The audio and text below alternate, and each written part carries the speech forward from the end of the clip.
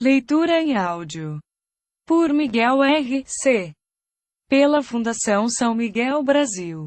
Capítulo V dos recursos. Artigo 893.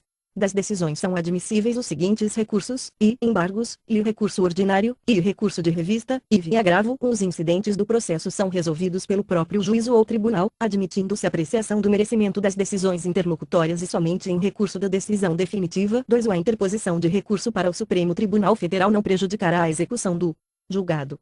Artigo 894. No Tribunal Superior do Trabalho cabem embargos, no prazo de 8 dias, e de decisão não unânime de julgamento que, a conciliar, julgar ou homologar conciliação em dissídios coletivos que excedam a competência territorial dos tribunais regionais do trabalho, estender ou rever as sentenças normativas do Tribunal Superior do Trabalho, nos casos previstos em lei, e b. vetada. E das decisões das turmas que divergirem entre si ou das decisões proferidas pela seção de dissídios individuais, ou contrárias à súmula ou orientação jurisprudencial do Tribunal Superior do Trabalho ou súmula vinculante do Supremo Tribunal Federal. Parágrafo único, revogado. 2. A divergência apta a ensejar os embargos deve ser atual, não se considerando tal ou ultrapassada por súmula do Tribunal Superior do Trabalho ou do Supremo Tribunal Federal, ou superada por iterativa e notória a jurisprudência do Tribunal Superior do Trabalho. 3. O ministro relator denegará seguimento aos embargos, e, se a decisão recorrida estiver em consonância com súmula da jurisprudência do Tribunal Superior do Trabalho ou do Supremo Tribunal Federal, ou com iterativa, notória e atual jurisprudência do Tribunal Superior do Trabalho, cumprindo-lhe indicá-la, e nas hipóteses de intempestividade, deserção, irregularidade de representação ou de ausência de qualquer outro pressuposto extrínseco de admissibilidade. 4. Da decisão denegatória dos embargos caberá agravo. No prazo de 8 dias. Artigo 895. Cabe recurso ordinário para a instância superior, e, das decisões definitivas ou terminativas das varas e juízos, no prazo de 8 dias, e das decisões definitivas ou terminativas dos tribunais regionais, em processos de sua competência originária, no prazo de 8 dias, quer nos dissídios individuais, quer nos dissídios coletivos, ou nas reclamações sujeitas ao procedimento sumaríssimo. O recurso ordinário, e, vetado, lhe será imediatamente distribuído, uma vez recebido no tribunal, devendo o relator liberá-lo no prazo máximo de 10 dias, e a secretaria do tribunal ou turma colocá-lo imediatamente em pauta para julgamento, sem revisor, e terá parecer oral do representante do Ministério Público presente à sessão de julgamento, se este entender necessário parecer, com registro na certidão, e terá acórdão consistente unicamente na certidão de julgamento, com a indicação suficiente do processo e parte dispositiva, e das razões de decidir do voto prevalente. Se a sentença for confirmada pelos próprios fundamentos, a certidão de julgamento, registrando tal circunstância, servirá de acórdão. 2. Os tribunais regionais, divididos em turmas, poderão designar turma para o julgamento dos recursos ordinários interpostos das sentenças prolatadas nas demandas sujeitas ao procedimento sumaríssimo. Artigo 896.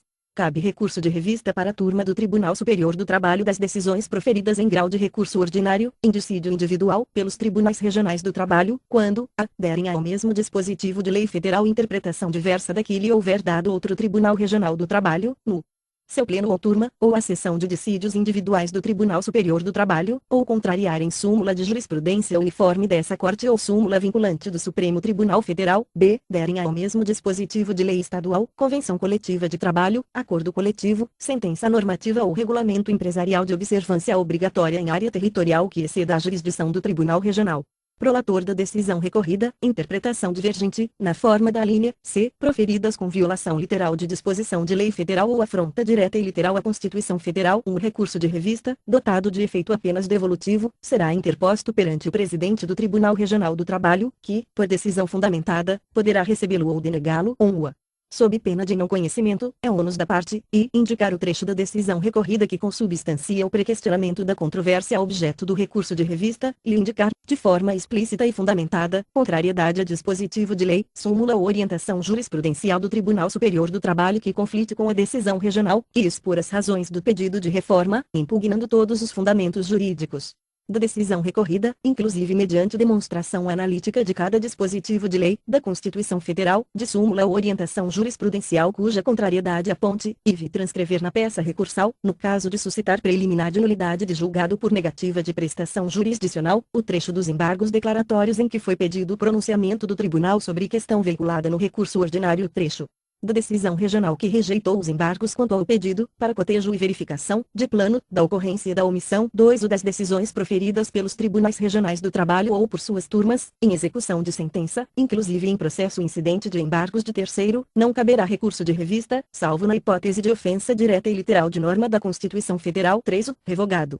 4. Revogado. 5. Revogado. 6. O revogado. 7. A divergência apta a ensejar o recurso de revista deve ser atual, não se considerando como tal ultrapassada por súmula do Tribunal Superior do Trabalho ou do Supremo Tribunal Federal, ou superada por iterativa e notória a jurisprudência do Tribunal Superior do Trabalho. 8. Quando o recurso fundar-se em dissenso de julgados, incumbe ao recorrente o ônus de produzir prova da divergência jurisprudencial, mediante certidão, cópia ou citação do repositório de jurisprudência, oficial ou credenciado, inclusive em mídia eletrônica, em que houver sido publicada a decisão divergente, ou ainda pela reprodução de julgado. Disponível na internet, com indicação da respectiva fonte, mencionando, em qualquer caso, as circunstâncias que identifiquem ou assemelhem os casos confrontados. 9. Nas causas sujeitas ao procedimento sumaríssimo, somente será admitido recurso de revista por contrariedade à súmula de jurisprudência uniforme do Tribunal Superior do Trabalho ou à súmula vinculante do Supremo Tribunal Federal e por violação direta da Constituição Federal. 10. Cabe recurso de revista por violação à lei federal, por divergência jurisprudencial e por ofensa à Constituição Federal nas execuções fiscais e nas controvérsias da fase de execução que envolvam a certidão negativa de débitos trabalhistas, CNDT, criada pela Lei nº 12.440, de 7 de julho de 2011. 11. Quando o recurso tempestivo contiver defeito formal que não se repute grave, o Tribunal Superior do Trabalho poderá desconsiderar o vício ou mandar saná-lo, julgando o mérito. 12. Da decisão denegatória caberá agravo, no prazo de 8 dias. 13. Dada a relevância da matéria, por iniciativa de um dos membros da seção especializada em dissídios individuais do Tribunal Superior do Trabalho, aprovada pela maioria dos integrantes da seção, o julgamento a que se refere o 3 poderá ser afeto ao Tribunal Pleno. 14. O relator do recurso de revista poderá denegar-lhe seguimento, em decisão monocrática, nas hipóteses de intempestividade, deserção, irregularidade de representação ou de ausência de qualquer outro pressuposto extrínseco ou intrínseco de admissibilidade. Artigo 896-A. O Tribunal Superior do Trabalho, no recurso de revista, examinará previamente se a causa oferece transcendência com relação aos reflexos gerais de natureza econômica, política, social ou jurídica. São indicadores de transcendência, entre outros, e econômica, o elevado valor da causa, e política, o desrespeito da instância recorrida à jurisprudência simulada do Tribunal Superior do Trabalho ou do Supremo Tribunal Federal, e social, a postulação, por reclamante recorrente, de direito social constitucionalmente assegurado, e jurídica, a existência de questão nova em torno da interpretação da legislação trabalhista. 2. O poderá o relator, monocraticamente, denegar seguimento ao recurso de revista que não demonstrar transcendência, cabendo o agravo desta decisão para o colegiado. 3. Em relação ao recurso que o relator considerou não ter transcendência, o recorrente poderá realizar sustentação oral sobre a questão da transcendência, durante 5 minutos em sessão. 4. Mantido o voto do relator quanto à não transcendência do recurso, será lavrado o acórdão com fundamentação sucinta, que constituirá a decisão irrecorrível no âmbito do tribunal. 5. É irrecorrível a decisão monocrática do relator que, em agravo de instrumento em recurso de revista, considerar ausente a transcendência da matéria. 6. O juízo de admissibilidade do recurso de revista exercido pela presidência dos Tribunais Regionais do Trabalho limita-se à análise dos pressupostos intrínsecos e extrínsecos do apelo, não abrangendo o critério da transcendência das questões nele veiculadas. Artigo 896-B. Aplicam-se ao recurso de revista, no que couber, as normas da Lei nº 5.869, de 11 de janeiro de 1973, Código de Processo Civil, relativas ao julgamento dos recursos extraordinário e especial repetitivos. Artigo 896-C. Quando houver multiplicidade de recursos de revista fundados em idêntica questão de direito, a questão poderá ser afetada à seção especializada em dissídios individuais ou ao Tribunal Pleno, por decisão da maioria simples de seus membros, mediante requerimento de um dos ministros que compõem a seção especializada, considerando a relevância da matéria ou a existência de entendimentos divergentes entre os ministros dessa seção ou das turmas do tribunal.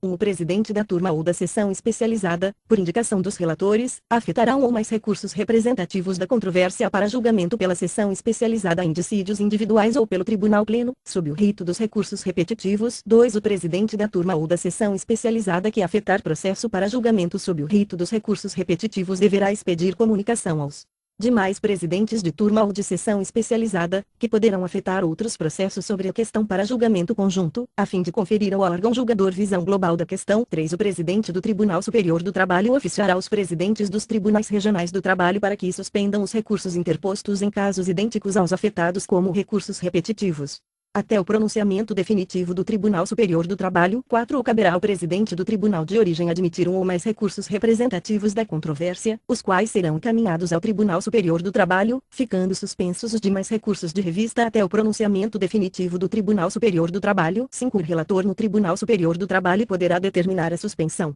dos recursos de revista ou de embargos que tenham como objeto controvérsia idêntica do recurso afetado como repetitivo. 6. O recurso repetitivo será distribuído a um dos ministros membros da sessão especializada ou do tribunal pleno e a um ministro revisor. 7. O relator poderá solicitar, aos tribunais regionais do trabalho, informações a respeito da controvérsia, a serem prestadas no prazo de 15 dias. 8. O relator poderá admitir manifestação de pessoa, órgão ou entidade com interesse na controvérsia, inclusive como assistente simples, na forma da Lei no 5.869, de 11 de janeiro de 1973, Código de Processo Civil. 9. Recebidas as informações e, se for o caso, após cumprido o disposto no 7. Deste artigo, terá vista o Ministério Público pelo prazo de 15 dias. 10. Transcorrido o prazo para o Ministério Público e remetida cópia do relatório aos demais ministros, o processo será incluído em pauta na sessão especializada ou no Tribunal Pleno, devendo ser julgado com preferência sobre os demais feitos. 11.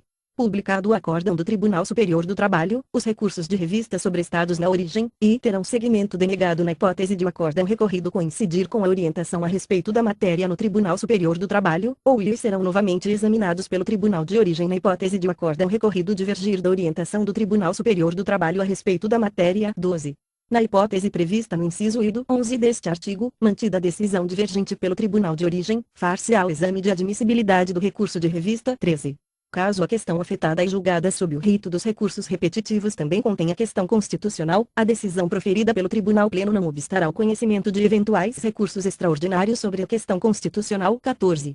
Aos recursos extraordinários interpostos perante o Tribunal Superior do Trabalho será aplicado o procedimento previsto no artigo 543-b da Lei no 5.869, de 11 de janeiro de 1973, Código de Processo Civil, cabendo ao presidente do Tribunal Superior do Trabalho selecionar um ou mais recursos representativos da controvérsia e encaminhá-los ao Supremo Tribunal Federal, sobrestando os demais até o pronunciamento definitivo da Corte, na forma do 1 do artigo 543-b da Lei no 5.869, de 11 de janeiro de 1973, Código de Processo Civil. 15. O presidente do Tribunal Superior do Trabalho poderá oficiar os tribunais regionais do trabalho e os presidentes das turmas e da seção especializada do tribunal para que suspendam os processos idênticos aos selecionados como recursos representativos da controvérsia encaminhados ao Supremo Tribunal Federal, até o seu pronunciamento definitivo. 16. A decisão firmada em recurso repetitivo não será aplicada aos casos em que se demonstrar que a situação de fato ou de direito é distinta das presentes no processo julgado sob o rito dos recursos repetitivos. 17. Caberá revisão da decisão firmada em julgamento de recursos repetitivos quando se alterar a situação econômica, social ou jurídica, caso em que será respeitada a segurança jurídica das relações firmadas sob a égide da decisão anterior, podendo o Tribunal Superior do Trabalho modular os efeitos da decisão que a tenha alterado. Artigo 897.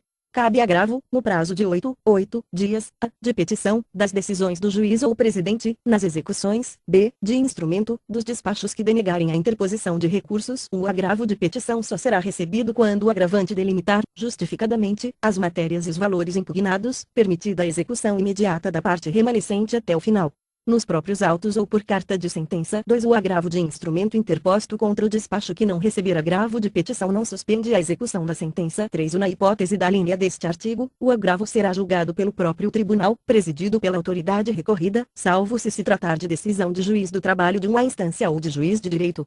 Quando o julgamento competirá a uma das turmas do Tribunal Regional a que estiver subordinado prolator da sentença, observado o disposto no artigo 679, a quem este remeterá as peças necessárias para exame da matéria controvertida, em autos apartados, ou nos próprios autos, se tiver sido determinada a extração de carta de sentença. 4. Na hipótese da linha B deste artigo, O agravo será julgado pelo tribunal que seria competente para conhecer o recurso cuja interposição foi denegada. 5. Sob pena de não conhecimento, as partes promoverão a formação do instrumento do agravo de modo a possibilitar, caso provido, o imediato julgamento do recurso denegado, instruindo a petição de interposição, e, obrigatoriamente, com cópias da decisão agravada, da certidão da respectiva intimação, das procurações outorgadas aos advogados do agravante e do agravado, da petição inicial, da contestação, da decisão originária, do depósito recursal referente ao recurso que se pretende destrancar, da comprovação do recolhimento das custas e do depósito recursal a que se refere o 7 do artigo 899 desta consolidação, e facultativamente, com outras peças que o agravante reputar úteis ao deslindida.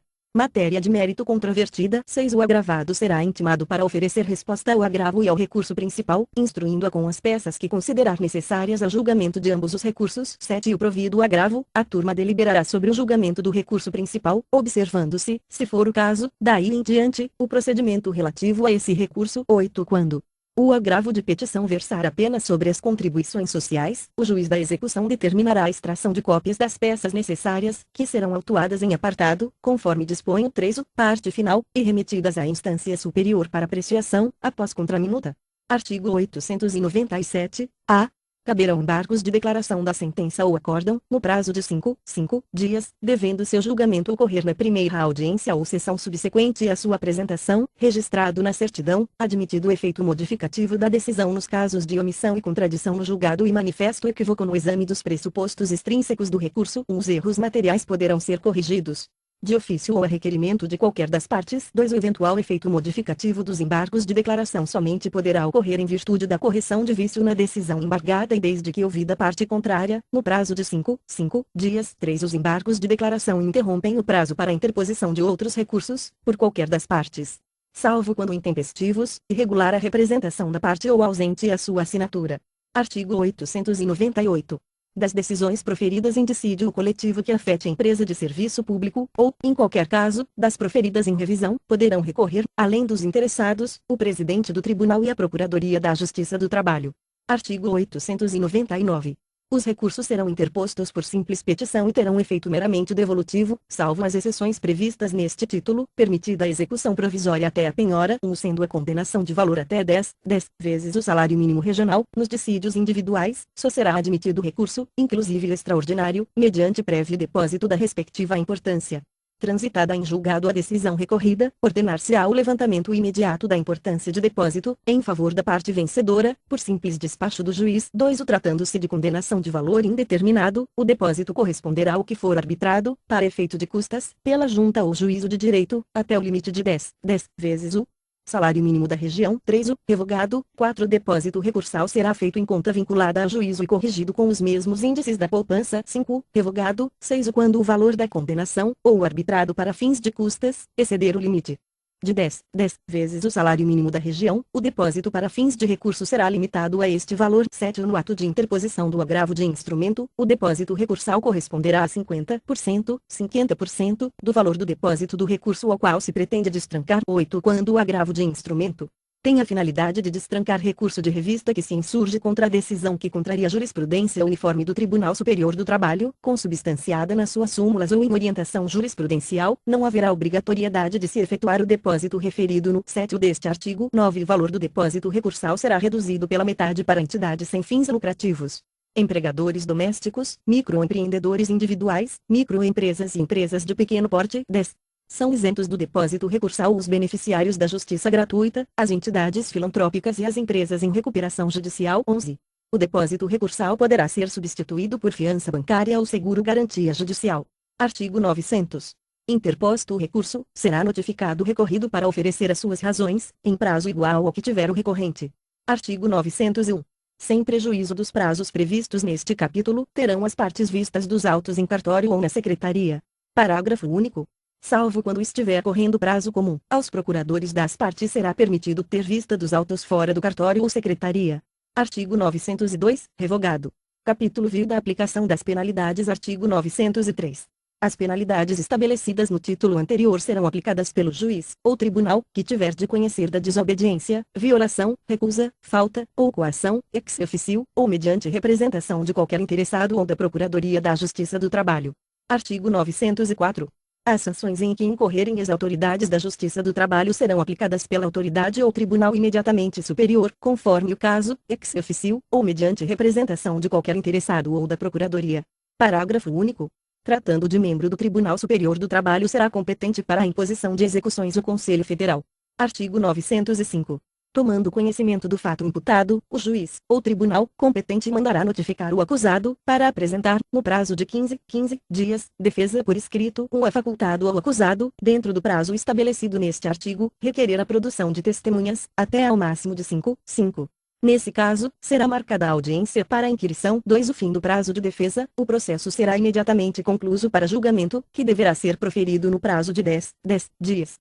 Artigo 906. Da imposição das penalidades a que se refere este capítulo, caberá recurso ordinário para o Tribunal Superior, no prazo de 10 dias, salvo se a imposição resultar de dissídio coletivo, caso em que o prazo será de 20 dias. Artigo 907.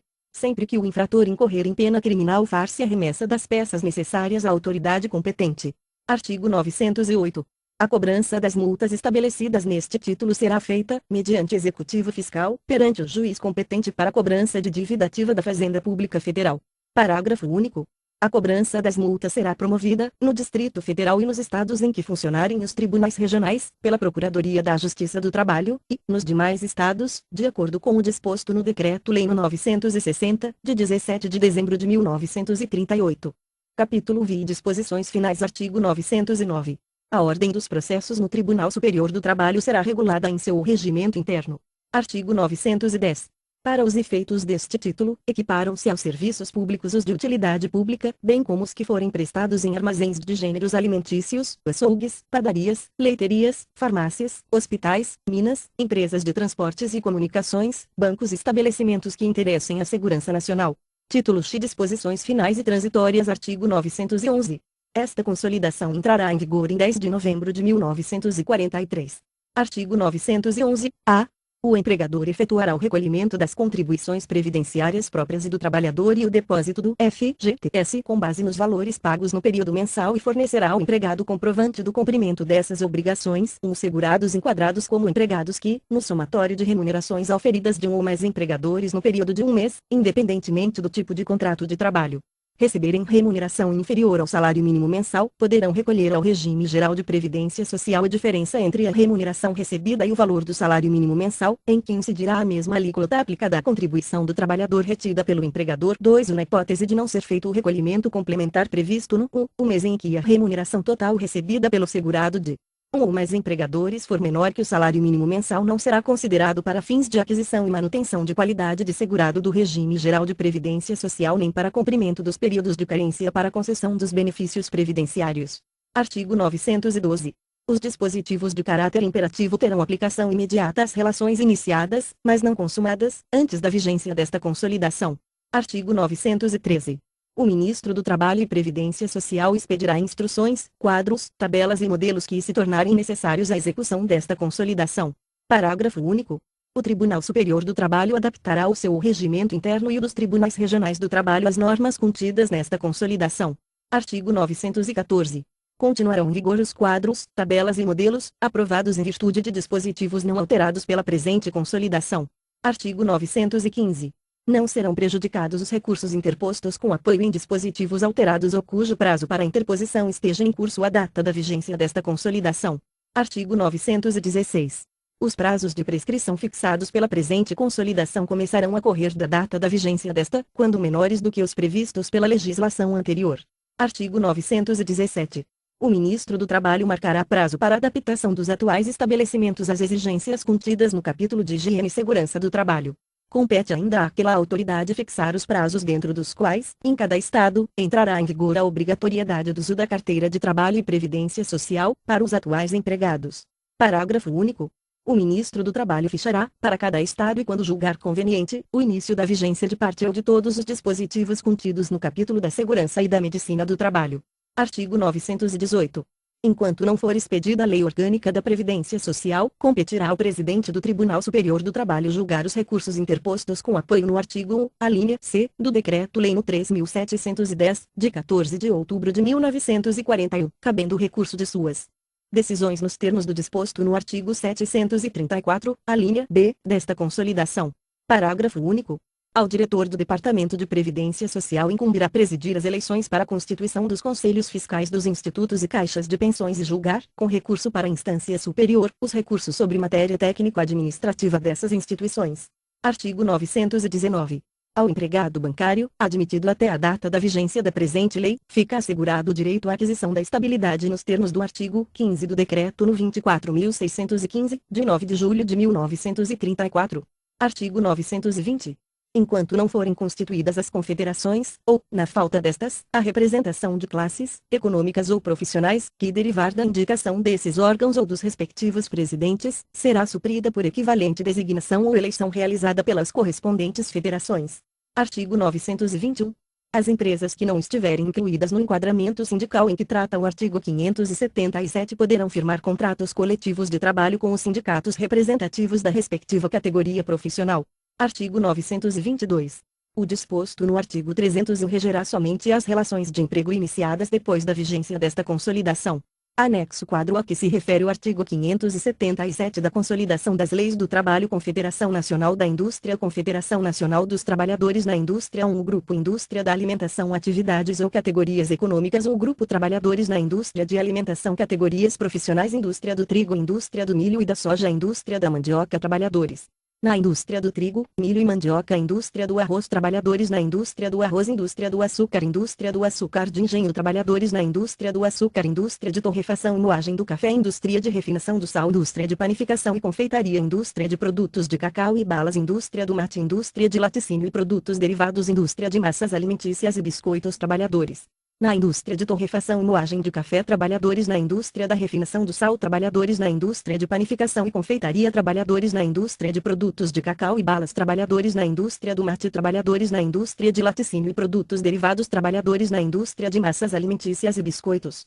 Indústria da cerveja de baixa fermentação, indústria da cerveja e de bebidas em geral, trabalhadores na indústria de cerveja e bebidas em geral, indústria do vinho, indústria de águas minerais, indústria de azeite e óleos alimentícios, indústria de doces e conservas alimentícias, indústria de carnes e derivados, indústria do fio, indústria do fumo, indústria da imunização e tratamento de frutas, trabalhadores na indústria do vinho, trabalhadores na indústria de águas minerais, trabalhadores na indústria do azeite e óleos alimentícios, trabalhadores na indústria de docas e conservas alimentícias, trabalhadores na indústria de carnes e derivados, trabalhadores na indústria de fio, trabalhadores na indústria do fumo, trabalhadores na indústria de imunização e tratamento de frutas. 2. O grupo indústria do vestuário, atividades ou categorias econômicas. 2. O grupo trabalhadores nas indústrias do vestuário, categorias profissionais, indústria de calçados, indústria de camisas para homem e roupas brancas, indústria de alfaiataria e de confecção de roupas de homem, indústria de guarda-chuvas e bengalas, indústria de luvas, bolsas e peles de resguardo, indústria de pentes, botões e similares, indústria de chapéus, indústria de confecção de roupas e chapéus de senhora, trabalhadores na indústria do calçado, oficiais, alfaiates, costureiras e trabalhadores na indústria de confecção de roupas, trabalhadores na indústria de guarda-chuvas e bengalas, trabalhadores na indústria de luvas, bolsas e peles do resguardo, trabalhadores na indústria de pentes, botões e similares, trabalhadores na indústria de chapéus, trabalhadores na indústria de confecção de roupas e chapéus de senhora. 3. O grupo indústrias da construção e do mobiliário, atividades ou categorias econômicas. 3. O grupo trabalhadores nas indústrias da construção e do mobiliário, categorias profissionais, indústria da construção civil, indústria de olaria, indústria do cimento, cal e gesso, indústria de ladrilhos hidráulicos e produtos de cimento, indústria da cerâmica para construção, indústria de mármores e granitos, indústria de pinturas, decorações, estuques e ornatos, indústria de serrarias, carpintarias e tanoarias, indústria da marcenaria, móveis da madeira, indústria de móveis de junco a vime de vassouras, indústria de cortinados, estofos, trabalhadores na indústria da construção civil, pedreiros, carpinteiros, pintores, estucadores, bombeiros hidráulicos e trabalhadores em geral, de estradas, pontes, portos e canais, trabalhadores na indústria de olaria, trabalhadores na indústria do cimento, cal e gesso, trabalhadores na indústria de ladrilhos hidráulicos e produtos de cimento, trabalhadores na indústria de cerâmica para construção, trabalhadores na indústria de mármores e granitos, oficiais eletricistas, oficiais marceneiros e trabalhadores nas indústrias de serrarias e de móveis de madeira, trabalhadores na indústria de móveis de junco e vime de vassouras, trabalhadores na indústria de cortinados e estofos. 4. O grupo indústrias urbanas, atividades ou categorias econômicas. 4. O grupo trabalhadores nas indústrias urbanas, categorias profissionais, indústria da purificação e distribuição de água, indústria de energia hidrelétrica, indústria da energia termoelétrica, indústria da produção do gás, serviços de esgotos, trabalhadores na indústria da purificação e distribuição de água, trabalhadores na indústria da energia hidrelétrica, Trabalhadores na indústria da energia termoelétrica. Trabalhadores na indústria da produção do gás.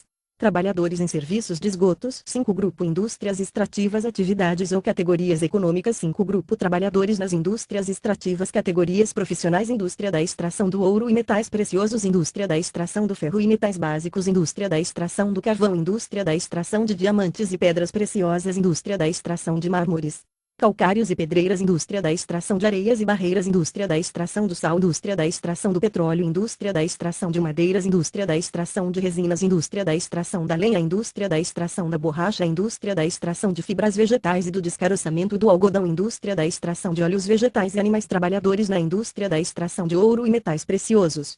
Trabalhadores na indústria da extração do ferro e metais básicos. Trabalhadores na indústria da extração do carvão. Trabalhadores na indústria da extração de diamantes e pedras preciosas. Trabalhadores na indústria da extração de mármores, calcários e pedreiras. Trabalhadores na indústria da extração de areias e barreiras. Trabalhadores na indústria da extração do sal. Trabalhadores na indústria do petróleo. Trabalhadores na indústria da extração de madeiras.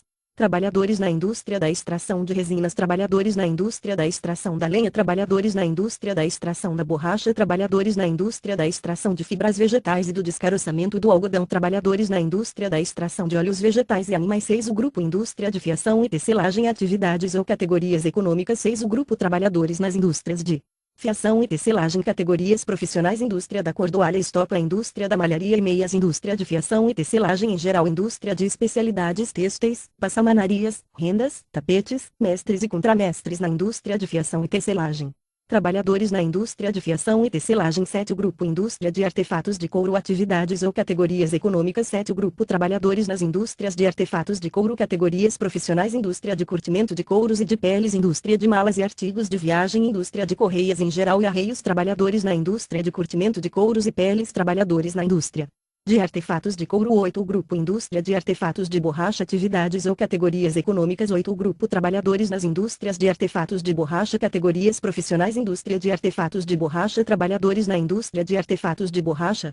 9. O grupo Indústria de joalheria e lapidação de pedras preciosas. Atividades ou categorias econômicas. 9. O grupo Trabalhadores nas indústrias da joalheria e lapidação de pedras preciosas. Categorias profissionais. Indústria do joalheria e ourivesaria. Indústria da lapidação de pedras preciosas. Oficiais joalheiros e ourives. Oficiais lapidários. 10. O grupo Indústrias químicas e farmacêuticas. Atividades ou categorias econômicas. 10. O grupo Trabalhadores nas indústrias químicas e farmacêuticas. Categorias profissionais. Indústrias de produtos químicos para fins industriais. Indústria de produtos farmacêuticos. Indústria de preparação de óleos vegetais e animais. Indústria de resinas sintéticas. Indústria de perfumarias e artigos de toucador. Indústria de sabão e velas. Indústria da fabricação do álcool. Indústria de explosivos. Indústria de tintas e vernizes. Indústria de fósforos. Indústria de adubos e colas. Indústria de formicidas e inseticidas. Indústria de lavanderia e tinturaria do vestuário. Indústria de destilação e refinação de petróleo. Indústria de material plástico. Trabalhadores na indústria de produtos químicos para fins industriais. Trabalhadores na indústria de produtos farmacêuticos. Trabalhadores na preparação de óleos vegetais e animais. Trabalhadores na indústria de resinas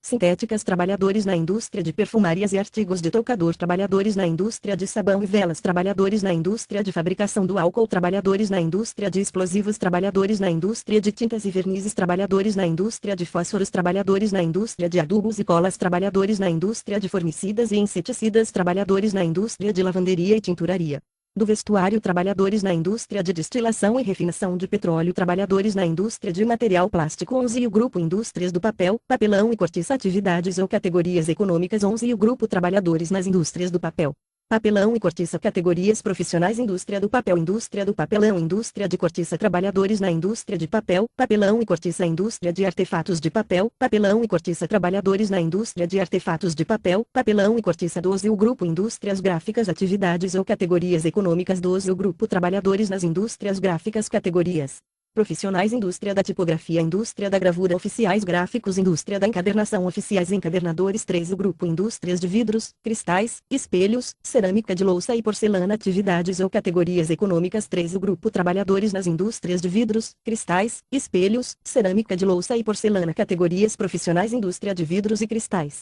planos. Indústria de vidros e cristais. Ocos, frascos, garrafas, copos e similares. Indústria de espelhos de polimento, lapidação de vidro. Trabalhadores na indústria de vidros, cristais e espelhos.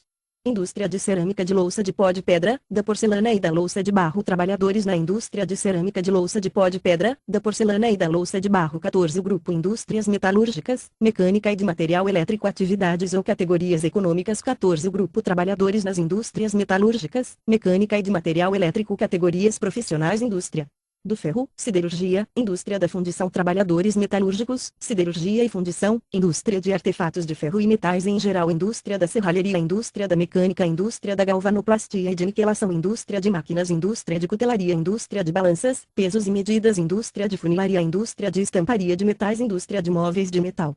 Indústria da construção e montagem de veículos, indústria de reparação de veículos e acessórios, indústria da construção naval, trabalhadores em oficinas mecânicas, indústria de lâmpadas e aparelhos elétricos de iluminação, indústria de condutores elétricos e de trefilação, indústria de aparelhos elétricos e similares, indústria de aparelhos de radiotransmissão, trabalhadores na indústria do material elétrico. 15. Grupo Indústrias de instrumentos musicais e brinquedos. Atividades ou categorias econômicas. 15. Grupo Trabalhadores nas indústrias de instrumentos musicais e brinquedos. Categorias profissionais. Indústrias de instrumentos musicais, indústrias de brinquedos. Trabalhadores na indústria de instrumentos musicais, trabalhadores na indústria de brinquedos. Confederação Nacional do Comércio, Confederação Nacional dos Trabalhadores no Comércio. 1. Grupo Comércio Atacadista. Atividades ou categorias econômicas ou grupo empregados no comércio. Categorias profissionais. Comércio atacadista de algodão e outras fibras vegetais. Comércio atacadista de café. Comércio atacadista de carnes frescas e congeladas. Comércio atacadista de carvão vegetal e lenha. Comércio atacadista de gêneros alimentícios. Comércio atacadista de tecidos, vestuário e armarinho. Comércio atacadista de louças, tintas e ferragens. Comércio atacadista de maquinismos em geral. Comércio atacadista de material de construção. Comércio atacadista de material elétrico. Empregados no comércio, prepostos do comércio em geral.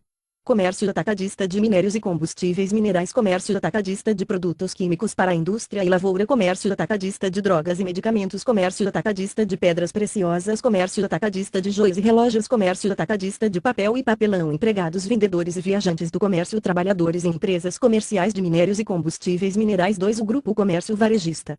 Atividades ou categorias econômicas. Práticos de farmácia, lojistas do comércio, estabelecimentos de tecidos, de vestuário, adorno e acessórios, de objetos de arte, de louças finas, de ótica, de cirurgia, de papelaria e material de escritório, de livraria, de material fotográfico, de móveis e congêneres. Comércio varejista de carnes frescas. Comércio varejista de gêneros alimentícios. Comércio varejista de produtos farmacêuticos. Comércio varejista de maquinismos, ferragens e tintas, utensílios e ferramentas. Comércio varejista de material elétrico. Comércio varejista de automóveis e acessórios. Comércio varejista de carvão vegetal e lenha. Comércio varejista de combustíveis minerais. Comércio de vendedores ambulantes, trabalhadores autônomos. Comércio varejista dos feirantes. 3. O Grupo Agentes Autônomos do Comércio. Atividades ou categorias econômicas. 2. O Grupo Empregados de Agentes Autônomos de Comércio. Categorias profissionais. Corretores de mercadorias, corretores de navios, corretores de imóveis, despachantes aduaneiros, despachantes de estrada de ferro, leiloeiros, representantes comerciais, comissários e consignatários. Empregados de Agentes Autônomos do Comércio. 4. O Grupo Comércio Armazenador. Atividades ou categorias econômicas. 3. O Grupo Trabalhadores no Comércio Armazenador. Categorias profissionais. Trapiches, armazéns gerais, de café, algodão e outros produtos, entreposto, de carnes, leite e outros produtos. Trabalhadores no Comércio Armazenador. Trapiches, armazéns gerais e entrepostos, carregadores e ensacadores de café, carregadores e ensacadores de sal. 5. Grupo Turismo e Hospitalidade. Atividades ou categorias econômicas. 4. O Grupo Empregados em Turismo e Hospitalidade. Categorias profissionais. Empresas de turismo, hotéis e similares, restaurantes, pensões, bares, cafés, leiterias e confeitarias, hospitais, clínicas, casas de saúde, casas de diversões, salões de barbeiros e de cabeleireiros, institutos de beleza e similares. Empresas de compra e venda e de locação de móveis, serviços de ilustradores de calçados, intérpretes e guias de turismo. Empregados no comércio hoteleiro e similares, inclusive porteiros e cabineiros de edifícios, enfermeiros e empregados em hospitais e casas de saúde, inclusive duchistas e massagistas. Empregados em casas de diversões, oficiais, barbeiros, cabeleireiros e similares. Ilustradores de calçados. Confederação Nacional dos Transportes Marítimos, Fluviais e Aéreos. Confederação Nacional dos Trabalhadores em Transportes Marítimos, Fluviais e Aéreos. Um Grupo Empresa de Navegação Marítima e Fluvial. Atividades ou categorias econômicas. Um Grupo Trabalhadores em Transportes Marítimos e Fluviais. Categorias profissionais. Empresas de navegação marítima, oficiais de náutica da Marinha Mercante, oficiais de máquinas da Marinha Mercante, comissários da Marinha Mercante, motoristas e condutores da Marinha Mercante, conferentes de carga da Marinha Mercante práticos, arrais e mestres de cabotagem em transportes marítimos, contramestres, marinheiros e moços em transportes marítimos, radiotelegrafistas da Marinha Mercante, taifeiros, culinários e panificadores marítimos, foguistas na Marinha Mercante, inclusive carvoeiros, médicos da Marinha Mercante, enfermeiros da Marinha Mercante, empregados em escritórios das empresas de navegação marítima, mestres e encarregados de estaleiros das empresas de navegação marítima, operários navais, trabalhadores em estaleiros de navegação marítima e calafates navais, carpinteiros navais, empresas de navegação fluvial e lacustre, agências de navegação, oficiais de náutica em transportes fluviais, oficiais de máquinas em transportes fluviais, comissários em transportes fluviais, motoristas e condutores em transportes fluviais, conferentes de carga em transportes fluviais práticos, arrais e mestres de cabotagem em transportes fluviais, contramestres, marinheiros e moços em transportes fluviais, radiotelegrafistas em transportes fluviais, taifeiros, culinários e panificadores em transportes fluviais, foguistas em transportes fluviais, inclusive carvoeiros, médicos em transportes fluviais, enfermeiros em transportes fluviais, empregados em escritórios das empresas de navegação fluvial, mestres e encarregados de estaleiros das empresas de navegação fluvial, operários fluviais, trabalhadores em estaleiros de navegação fluvial e calafates fluviais, carpinteiros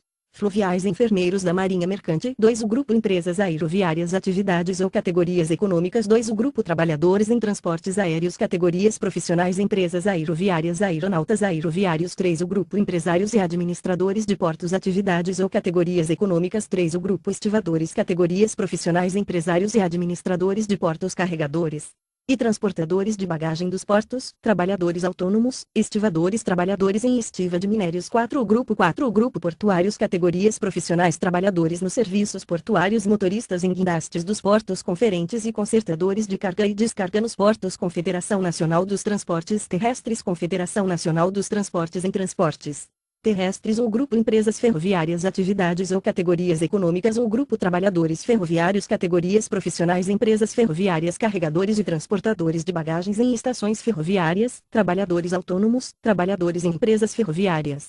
2. O grupo empresas de transportes rodoviários, atividades ou categorias econômicas. 2. O grupo trabalhadores em transportes rodoviários, categorias profissionais, empresas de transportes de passageiros, empresas de veículos de carga, empresas de garagem, carregadores e transportadores de volumes de bagagens em geral, trabalhadores autônomos, empregados em escritórios de empresa de transportes rodoviários, condutores de veículos rodoviários, inclusive ajudantes e carregadores, trocadores de ônibus, lavadores de automóveis. 3. O grupo empresas de carris urbanos, inclusive cabos aéreos, atividades ou categorias econômicas. 3. O grupo trabalhadores em empresas de carris urbanos, inclusive cabos aéreos, categorias profissionais, Confederação Nacional de Comunicações e Publicidade, Confederação Nacional dos Trabalhadores em Transportes Terrestres ou grupo empresas de comunicações, atividades ou categorias econômicas ou grupo trabalhadores em empresas de comunicações, categorias profissionais, empresas telegráficas terrestres, empresas telegráficas submarinas, empresas radiotelegráficas e radiotelefônicas, empresas telefônicas, empresas mensageiras, trabalhadores em empresas telegráficas, trabalhadores em empresas radiotelegráficas, trabalhadores em empresas radiotelefônicas, trabalhadores em empresas telefônicas, trabalhadores em empresas mensageiras. 2. O grupo empresas de publicidade, atividades ou categorias econômicas. 2. O grupo trabalhadores em empresas de publicidade, categorias profissionais, empresas de publicidade comercial, inclusive preparação de material para publicidade, empresa de radiodifusão, agenciadores de publicidade, propagandistas, trabalhadores em empresas de radiodifusão. 3. O grupo empresas jornalísticas, atividades ou categorias econômicas. 3. O grupo trabalhadores em empresas jornalísticas, categorias profissionais, empresas proprietárias de jornais e revistas, distribuidores e vendedores de jornais e revistas, trabalhadores autônomos, jornalistas profissionais, redatores, repórteres, revisores, fotógrafos, etc. Confederação Nacional das Empresas de Crédito, Confederação Nacional dos Trabalhadores nas Empresas de Crédito. O grupo estabelecimentos bancários, atividades ou categorias econômicas ou grupo empregados em estabelecimentos bancários, categorias profissionais, bancos, casas bancárias, empregados em estabelecimentos bancários. 2. O grupo empresas de seguros privados e capitalização, atividades ou categorias econômicas. 2. O grupo empregados em empresas de seguros privados e capitalização, categorias profissionais, empresas de seguros, empresas de capitalização, empregados de empresas de seguros privados e capitalização. 3. O grupo agentes autônomos de seguros privados e de crédito, atividades ou categorias econômicas. 3. O grupo empregados de agentes autônomos de seguros privados e de crédito, categorias profissionais, corretores de seguros e de capitalização, corretores de fundos públicos e câmbio, empregados de agentes autônomos de seguros e de crédito, Confederação Nacional de Educação e Cultura, Confederação Nacional dos Trabalhadores em Estabelecimentos de Educação e Cultura, um grupo estabelecimentos de ensino, atividades ou categorias econômicas, ou grupo trabalhadores em estabelecimentos de ensino, categorias profissionais, universidades e faculdades superiores reconhecidas, estabelecimentos de ensino de artes, estabelecimentos de ensino secundário e primário, estabelecimentos de ensino técnico profissional, professores do ensino superior, professores do ensino de arte, professores do ensino secundário primário, mestres e contramestres de ensino técnico profissional, auxiliares de administração escolar, empregados de estabelecimentos de ensino. 2. O grupo empresa de difusão cultural e artística, atividades ou categorias econômicas. 2. O grupo trabalhadores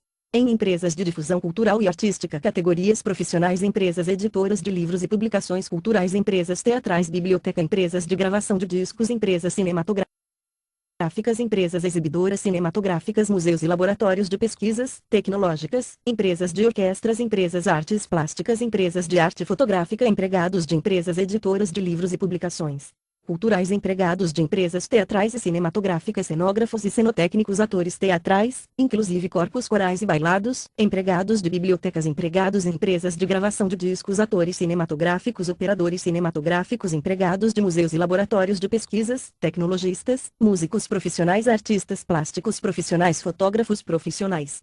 3. O grupo estabelecimentos de cultura física, atividades ou categorias econômicas. 3. O grupo trabalhadores em estabelecimentos de cultura física, categorias profissionais, estabelecimentos de esportes terrestres, estabelecimentos de esportes aquáticos, estabelecimentos de esportes aéreos, atletas profissionais, empregados de clubes esportivos, Confederação Nacional das Profissões Liberais, GRUPUS. 1. O advogados. 2. O médicos. 3. O odontologistas. 4. O médicos veterinários. 5. O farmacêutico. 6. O engenheiros civis, de minas, mecânicos, eletricistas, industriais, arquitetos e agrônomos. 7. O químicos, químicos industriais, agrícolas e engenheiros químicos. 8. O parteiros. 9. O economistas. 10. O atuários. 11. O contabilistas. 12. O professores privados. 13. O escritores. 14. O autores teatrais. 15. O compositores artísticos, musicais e plásticos. Aviso, página vazia. Normas correlatas. 168. Lei 12.506/2011 dispõe sobre o aviso prévio e dá outras providências. A Presidenta da República faço saber que o Congresso Nacional decreta e eu sanciono a seguinte lei. Artigo 1. O aviso prévio, de que trata o capítulo 6º do título IV da Consolidação das Leis do Trabalho, CLT, aprovada pelo Decreto-Lei no 5.452, de 1 de maio de 1943, será concedido na proporção de 30 dias aos empregados que contem até um ano de serviço na mesma empresa. Parágrafo único. Ao aviso prévio previsto neste artigo serão acrescidos 3 dias por ano de serviço prestado na mesma empresa, até o máximo de 60 dias, perfazendo um total de até 90 dias. Artigo 2. Esta lei entra em vigor na data de sua publicação. Brasília, 11 de outubro de 2011. 190 o da Independência e 123 o da República. Dilma Rousseff, José Eduardo Cardoso, Guido Mantega, Carlos Lupe, Fernando da Mata Pimentel, Miriam Belchior, Garibaldi Alves Filho, Luiz Inácio Lucena Adams, promulgada em 11 de outubro de 2011, publicada no DOU de 13 de outubro de 2011. Normas correlatas. 169. Lei no 10.101/2000 dispõe sobre a participação dos trabalhadores nos lucros ou resultados da empresa e dá outras providências. Faço saber que o Presidente da República adotou a medida provisória no 1982-77, de 2000, que o Congresso Nacional aprovou, e eu, Antônio Carlos Magalhães, Presidente, para os efeitos do disposto no parágrafo único do artigo 62 da Constituição Federal, promulgo a seguinte lei. Artigo 1. Esta lei regula a participação dos trabalhadores nos lucros ou resultados da empresa como instrumento de integração entre o capital e o trabalho e como incentivo à produtividade, nos termos do artigo 7º, inciso X, da Constituição. Artigo 2. A participação nos lucros ou resultados será objeto de negociação entre a empresa e seus empregados, mediante um dos procedimentos a seguir descritos, escolhidos pelas partes de comum acordo, e comissão paritária escolhida pelas partes, integrada, também, por um representante indicado pelo sindicato da respectiva categoria, e convenção ou acordo coletivo. Um dos instrumentos decorrentes da negociação deverão constar regras claras e objetivas quanto à fixação dos direitos substantivos da participação e das regras adjetivas, inclusive mecanismos de aferição das informações pertinentes ao cumprimento do acordado, periodicidade da distribuição, período de vigência e prazos para revisão do acordo, podendo ser considerados, entre outros, os seguintes critérios e condições, e índices de produtividade, qualidade ou lucratividade da empresa, e programas de metas, resultados e prazos, pactuados previamente. 2. O instrumento de acordo celebrado será arquivado na entidade sindical dos trabalhadores. 3. O não se equipara à empresa, para os fins desta lei, e a pessoa física, e a entidade sem fins lucrativos que, cumulativamente, a, não distribua resultados, a qualquer título, ainda que indiretamente, a dirigentes, administradores ou empresas vinculadas. B. Aplique integralmente os seus recursos em sua atividade institucional e no país. C. Destine o seu patrimônio à entidade congênere ou ao poder público, em caso de encerramento de suas atividades. D. Mantenha a escrituração contábil capaz de comprovar a observância dos demais requisitos deste inciso, e das normas fiscais, comerciais e de direito econômico que lhe sejam aplicáveis. 4. Quando forem considerados os critérios e condições definidos nos incisos I e do 1 deste artigo, e a empresa deverá prestar aos representantes dos trabalhadores na comissão paritária informações que colaborem para a negociação, e não se aplicam as metas referentes à saúde e segurança no trabalho. Artigo 3. A participação de que trata o artigo 2 não substitui ou complementa a remuneração devida a qualquer empregado, nem constitui base de incidência de qualquer encargo trabalhista, não se lhe aplicando o princípio da habitualidade ou para efeito de apuração do lucro real, a pessoa jurídica poderá deduzir como despesa operacional as participações atribuídas aos empregados nos lucros ou resultados. Nos termos da presente lei, dentro do próprio exercício de sua Constituição. 2. É vedado o pagamento de qualquer antecipação ou distribuição de valores a título de participação nos lucros ou resultados da empresa em mais de duas vezes no mesmo ano civil e em periodicidade inferior a um trimestre civil. 173. Todos os pagamentos efetuados em decorrência de planos de participação nos lucros ou resultados, mantidos espontaneamente pela empresa, poderão ser compensados com as obrigações decorrentes de acordos ou convenções coletivas de trabalho atinentes à participação nos lucros ou resultados. 4. A periodicidade semestral mínima referida no 2 poderá ser alterada pelo Poder Executivo, até 31 de dezembro de 2000, em função de eventuais impactos nas receitas tributárias. 5. A participação de que trata este artigo será tributada pelo imposto sobre a renda exclusivamente na fonte, em separado dos demais rendimentos recebidos, no ano do recebimento ou crédito, com base na tabela progressiva anual constante do anexo e não integrará a base de cálculo do imposto devido pelo beneficiário na declaração de ajuste anual. 6. Para efeito da apuração do imposto sobre a renda, a participação dos trabalhadores nos lucros ou resultados da empresa será integralmente tributada com base na tabela progressiva constante do anexo. 7. Na hipótese de pagamento de mais de uma parcela referente a um mesmo ano calendário, o imposto deve ser recalculado, com base no total da participação nos lucros recebida no ano calendário, mediante a utilização da tabela constante do anexo, deduzindo-se do imposto assim apurado o valor retido anteriormente. 8. Os rendimentos pagos acumuladamente a título de participação dos trabalhadores nos lucros ou resultados da empresa serão tributados exclusivamente na fonte, em separado dos demais rendimentos recebidos, sujeitando-se, também de forma acumulada, ao imposto sobre a renda com base na tabela progressiva constante do anexo 9. E o considera-se pagamento acumulado, para fins do 8, o pagamento da participação nos lucros relativa a mais de um ano calendário. 10. Na determinação da base de cálculo da participação dos trabalhadores nos lucros ou resultados, poderão ser deduzidas as importâncias pagas em dinheiro a título de pensão alimentícia em face das normas do direito de família, quando em cumprimento de decisão judicial, de acordo homologado judicialmente ou de separação ou divórcio consensual realizado por escritura pública, desde que correspondentes a esse rendimento, não podendo ser utilizada a mesma parcela para determinação da base de cálculo dos demais rendimentos. 11. A partir do ano calendário de 2014, inclusive, os valores da tabela progressiva anual constante do anexo serão reajustados no mesmo percentual de reajuste da tabela progressiva mensal do imposto de renda incidente sobre os rendimentos das pessoas físicas.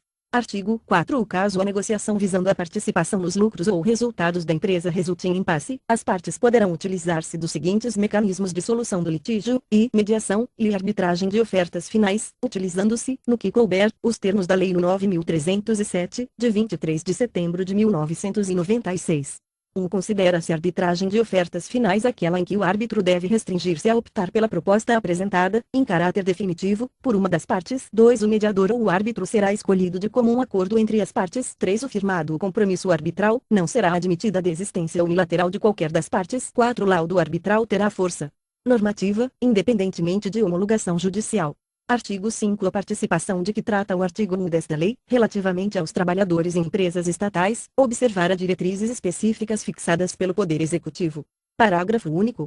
Consideram-se empresas estatais as empresas públicas, sociedades de economia mista, suas subsidiárias e controladas e demais empresas em que a União, direta ou indiretamente, detém a maioria do capital social com direito a voto. Artigo 6. Fica autorizado o trabalho aos domingos nas atividades do comércio em geral, observada a legislação municipal, nos termos do artigo 30, inciso I, da Constituição Federal. Parágrafo único. O repouso semanal remunerado deverá coincidir, pelo menos uma vez no período máximo de 3 semanas, com o domingo, respeitadas as demais normas de proteção ao trabalho e outras a serem estipuladas em negociação coletiva. Artigo 6 UA. É permitido o trabalho em feriados nas atividades do comércio em geral, desde que autorizado em convenção coletiva de trabalho e observada a legislação municipal, nos termos do artigo 30, inciso I, da Constituição Federal. Artigo 6 UB. As infrações ao disposto nos artigos 6U e 6UA desta lei serão punidas com a multa prevista no artigo 75 da Consolidação das Leis do Trabalho, aprovada pelo Decreto-Lei no 5.452, de 1 de maio de 1943. Parágrafo único. O processo de fiscalização, de autuação e de imposição de multas reger-se-á pelo disposto no título V da Consolidação das Leis do Trabalho. Artigo 7. Ficam convalidados os atos praticados com base na medida provisória no 1982-76, de 26 de outubro de 2000. Artigo 8. Esta lei entra em vigor na data de sua publicação. Congresso Nacional, em 19 de dezembro de 2000, 179 da Independência e 112 da República. Senador Antônio Carlos Magalhães, presidente, promulgada em 19 de dezembro de 2000 e publicada no DOU de 20 de dezembro de 2000. Anexo: participação nos lucros, tabela de tributação exclusiva na fonte valor da PLR anual, em R cifrão, alíquota parcela a deduzir do IR, em R cifrão, de 0,00 a 6.000,000%, de 6.000,01 a 9.007,5%, 450,00 de 9.001 a 12.000,0015%, 1.125,00 de 12.001 a 15.000,22,5%, 2025,00 acima de 15.000,27,5%, 2.775,00. 172. Lei no 7.998/1990 regula o Programa do Seguro-Desemprego, o abono salarial, institui o Fundo de Amparo ao Trabalhador FAT, e dá outras providências. O Presidente da República faço saber que o Congresso Nacional decreta e eu sanciono a seguinte lei. Artigo 1. Esta lei regula o Programa do Seguro-Desemprego e o abono de que tratam o inciso I do artigo 7 o inciso IV do artigo 201 e o artigo 239 da Constituição Federal, bem como institui o Fundo de Amparo ao Trabalhador FAT. Do Programa de Seguro-Desemprego. Artigo 2. O Programa do Seguro-Desemprego tem por finalidade prover assistência financeira temporária ao trabalhador desempregado em virtude de dispensa sem justa causa, inclusive a indireta, e ao trabalhador comprovadamente resgatado de regime de trabalho forçado ou da condição análoga à de escravo, e auxiliar os trabalhadores na busca de emprego, promovendo, para tanto, ações integradas de orientação, recolocação e qualificação profissional. Artigo 2 UA. Para efeito do disposto no inciso I do artigo 2 fica instituída a Bolsa de Qualificação Profissional, a ser custeada pelo Fundo de Amparo ao Trabalhador FAT, a qual fará jus o trabalhador que estiver com o contrato de trabalho suspenso em virtude de participação em curso ou programa de qualificação profissional oferecido pelo empregador, em conformidade com o disposto em convenção ou acordo coletivo celebrado para este fim. Artigo 2 UB, revogado. Artigo 2 UC. O trabalhador que vier a ser identificado como submetido a regime de trabalho forçado ou reduzido à condição análoga à de escravo, em decorrência de ação de fiscalização do Ministério do Trabalho e Emprego, será dessa situação resgatado e terá direito à percepção de 3 parcelas de seguro-desemprego no valor de um salário mínimo cada, conforme o disposto no 2 deste artigo 1. O trabalhador resgatado nos termos do caput deste artigo será encaminhado, pelo Ministério do Trabalho e Emprego, para qualificação profissional e recolocação no mercado de trabalho, por meio do Sistema Nacional de Emprego SINE, na forma estabelecida pelo Conselho Deliberativo do Fundo de Amparo ao Trabalhador CODEFAT. 2. O caberá ao CODEFAT, por proposta do Ministro de Estado do Trabalho e Emprego, estabelecer os procedimentos necessários ao recebimento do benefício previsto no caput deste artigo, observados os respectivos limites de comprometimento dos recursos do FAT, ficando vedado ao mesmo trabalhador o recebimento do benefício, em circunstâncias similares, nos 12 meses seguintes à percepção da última parcela. Artigo 3. Terá direito à percepção do seguro-desemprego o trabalhador dispensado sem justa causa que comprove ter recebido salários de pessoa jurídica ou de pessoa física a ela equiparada, relativos a pelo menos 12 meses nos últimos 18 meses imediatamente anteriores à data de dispensa.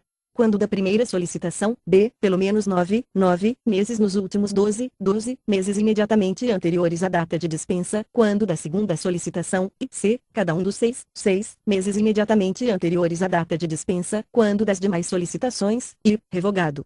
Normas correlatas 173 e não estar em gozo de qualquer benefício previdenciário de prestação continuada, previsto no Regulamento dos Benefícios da Previdência Social, excetuado o auxílio acidente e o auxílio suplementar previstos na Lei no 6.367, de 19 de outubro de 1976.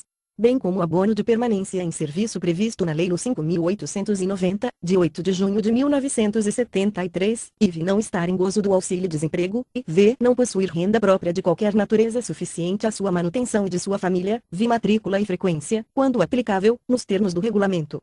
Em curso de formação inicial e continuada ou de qualificação profissional habilitado pelo Ministério da Educação, nos termos do artigo 18 da Lei no 12.513, de 26 de outubro de 2011, ofertado por meio da Bolsa Formação Trabalhador concedida no âmbito do Programa Nacional de Acesso ao Ensino Técnico e Emprego, PRONATEC, instituído pela Lei no 12.513, de 26 de outubro de 2011, ou de vagas gratuitas na rede de educação profissional e tecnológica. A União poderá condicionar o recebimento da assistência financeira do Programa de Seguro-Desemprego à comprovação da matrícula e da frequência do trabalhador segurado em curso de formação inicial e continuada ou qualificação profissional, com carga horária mínima de 160 horas. 2. O Poder Executivo regulamentará os critérios e requisitos para a concessão da assistência financeira do Programa de Seguro-Desemprego nos casos previstos no 1.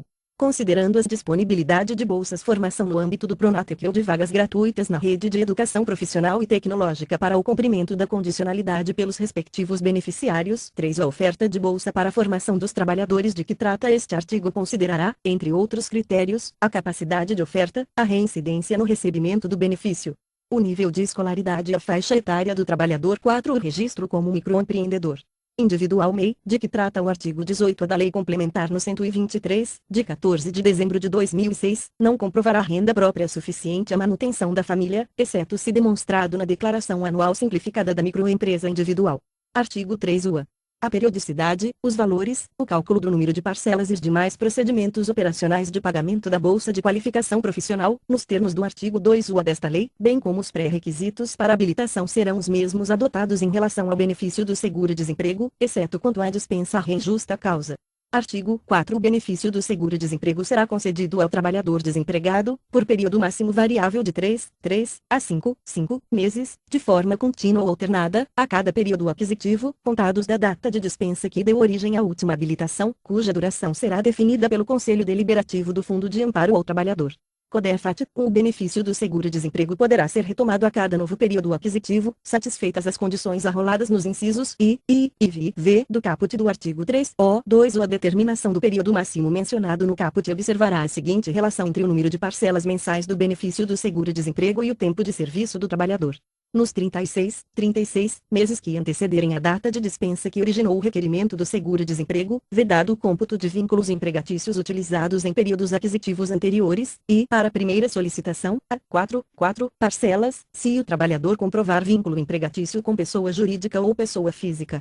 A ela equiparada de, no mínimo, 12 meses e, no máximo, 23 meses, no período de referência, ou b. 5 parcelas, se o trabalhador comprovar vínculo empregatício com pessoa jurídica ou pessoa física. A ela equiparada de, no mínimo, 24 meses, no período de referência, e para a segunda solicitação.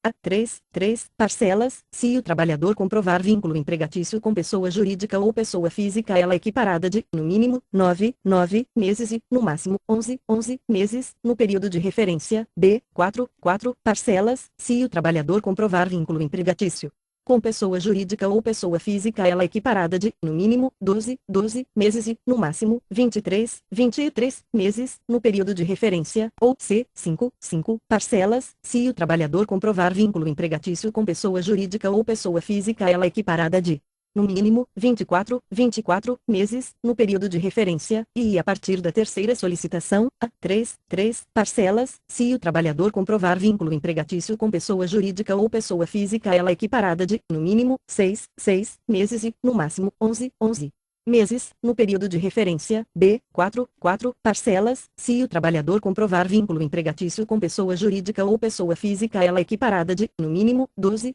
meses e, no máximo, 23 meses, no período de referência, ou C, 5 parcelas, se o trabalhador comprovar vínculo empregatício com pessoa jurídica ou pessoa física ela equiparada de, no mínimo, 24 meses, no período de referência 3 a fração igual ou superior a 15 dias de trabalho será havida como mês integral para os efeitos do 2O4 nos casos em que o cálculo da parcela do seguro-desemprego resultar em valores decimais, o valor a ser pago deverá ser arredondado para a unidade inteira imediatamente superior. 5 O período máximo de que trata o caput poderá ser excepcionalmente prolongado por até 2 meses, para grupos específicos de segurados, a critério do CODEFAT, desde que o gasto adicional representado por esse prolongamento não ultrapasse, em cada semestre, 10% do montante da reserva mínima de liquidez de que trata o 2 do artigo 9 da Lei 8.019, de 11 de abril de 1990.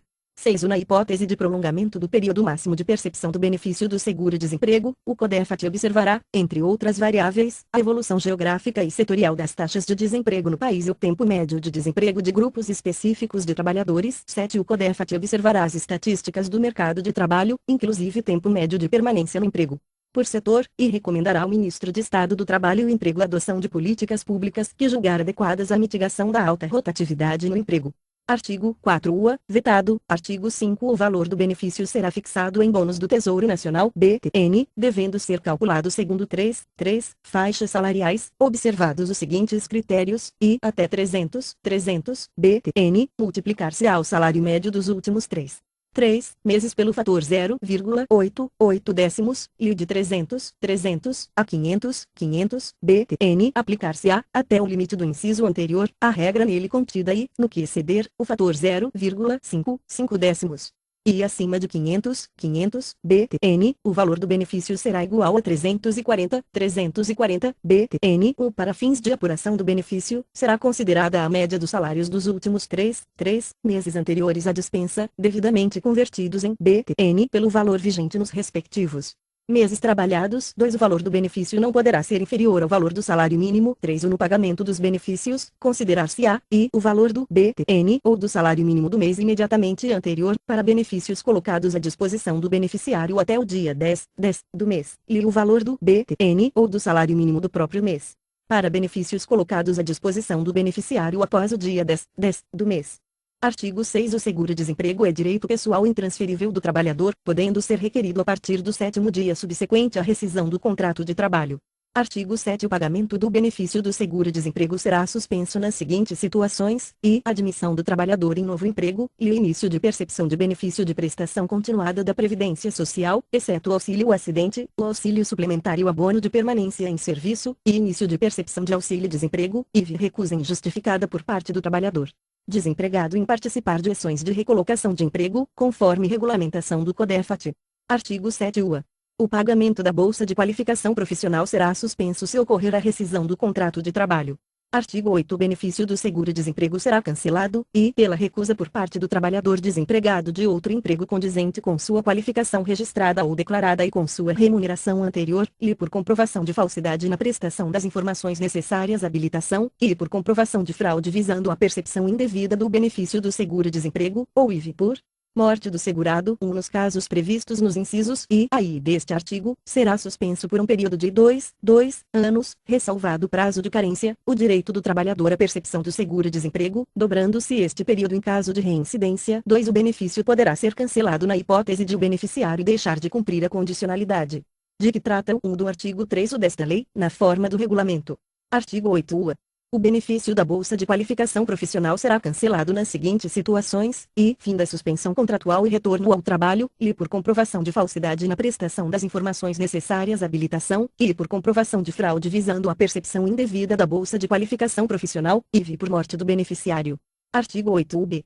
Na hipótese prevista no 5 do artigo 476-A da Consolidação das Leis do Trabalho (CLT), as parcelas da bolsa de qualificação profissional que o empregado tiver recebido serão descontadas das parcelas do benefício do seguro-desemprego a que fizer jus, sendo-lhe garantido, no mínimo, o recebimento de uma parcela do seguro-desemprego. Artigo 8c. Para efeito de habilitação ao seguro-desemprego, desconsiderar-se-á o período de suspensão contratual de que trata o artigo 476-A da CLT, para o cálculo dos períodos de que tratam os incisos I e do artigo 3 desta lei. Do abono salarial artigo 9 é assegurado o recebimento de abono salarial anual, no valor máximo de um salário mínimo vigente na data do respectivo pagamento, aos empregados que, tenham percebido, de empregadores que contribuem para o Programa de Integração Social, PIS, ou para o Programa de Formação do Patrimônio do Servidor Público, PASEP. Até 2 salários mínimos médios de remuneração mensal no período trabalhado e que tenham exercido atividade remunerada pelo menos durante 30 dias no ano base, e estejam cadastrados há pelo menos 5 anos no Fundo de Participação PIS/PASEP ou no Cadastro Nacional do Trabalhador ou no caso de beneficiários integrantes do Fundo de Participação PIS/PASEP, serão computados no valor do abono salarial os rendimentos proporcionados pelas respectivas contas individuais. 2. O valor do abono salarial anual de que trata o caput será calculado na proporção de 1/12avos do valor do salário mínimo vigente na data do respectivo pagamento, multiplicado pelo número de meses trabalhados no ano correspondente. 3. A fração igual ou superior a 15 dias de trabalho será contada como mês integral para os efeitos do 2 ou deste artigo. 4. O valor do abono salarial será emitido em unidades inteiras de moeda corrente, com a suplementação das partes decimais até a unidade inteira imediatamente superior. Artigo 9 UA. O abono será pago pelo Banco do Brasil S.A. e pela Caixa Econômica Federal mediante depósito em nome do trabalhador, saque em espécie, ou folha de salários. Ao Banco do Brasil S.A. caberá o pagamento aos servidores e empregados dos contribuintes mencionados no artigo 14 do Decreto-Lei nº 2052, de 3 de agosto de 1983, e a Caixa Econômica Federal, aos empregados dos contribuintes a que se refere o artigo 15 desse Decreto-Lei. 2. As instituições financeiras pagadoras manterão em seu poder, à disposição das autoridades fazendárias, por processo que possibilite sua imediata recuperação, os comprovantes de pagamentos efetuados. Do Fundo de Amparo ao Trabalhador. Artigo 10. É instituído o Fundo de Amparo ao Trabalhador, FAT, vinculado ao Ministério do Trabalho e Emprego, destinado ao custeio do Programa de Seguro-Desemprego, ao pagamento do abono salarial e ao financiamento de programas de educação profissional e tecnológica e de desenvolvimento econômico. Parágrafo único. O FAT é um fundo contábil, de natureza financeira, subordinando-se, no que couber, à legislação vigente. Artigo 11. Constituem recursos do FAT, o produto da arrecadação das contribuições devidas ao PIS e ao PASEP, e o produto dos encargos devidos pelos contribuintes, em decorrência da inobservância de suas obrigações, e a correção monetária e os juros devidos pelo agente aplicador dos recursos do fundo, bem como pelos agentes pagadores, incidente sobre o saldo dos repasses recebidos, e o produto da arrecadação da contribuição adicional pelo índice de rotatividade, de que trata o 4 do artigo 239 da Constituição Federal, v. outros recursos que lhe sejam destinados. Artes 12 a 14, vetados, artigo 15. Compete aos bancos oficiais federais o pagamento das despesas relativas ao programa do seguro-desemprego e ao abono salarial conforme normas a serem definidas pelos gestores do FAT. Parágrafo único. Sobre o saldo de recursos não desembolsados, os agentes pagadores remunerarão o FAT, no mínimo com correção monetária. Artigo 16, revogado. Artigo 17, revogado. Gestão. Artigo 18.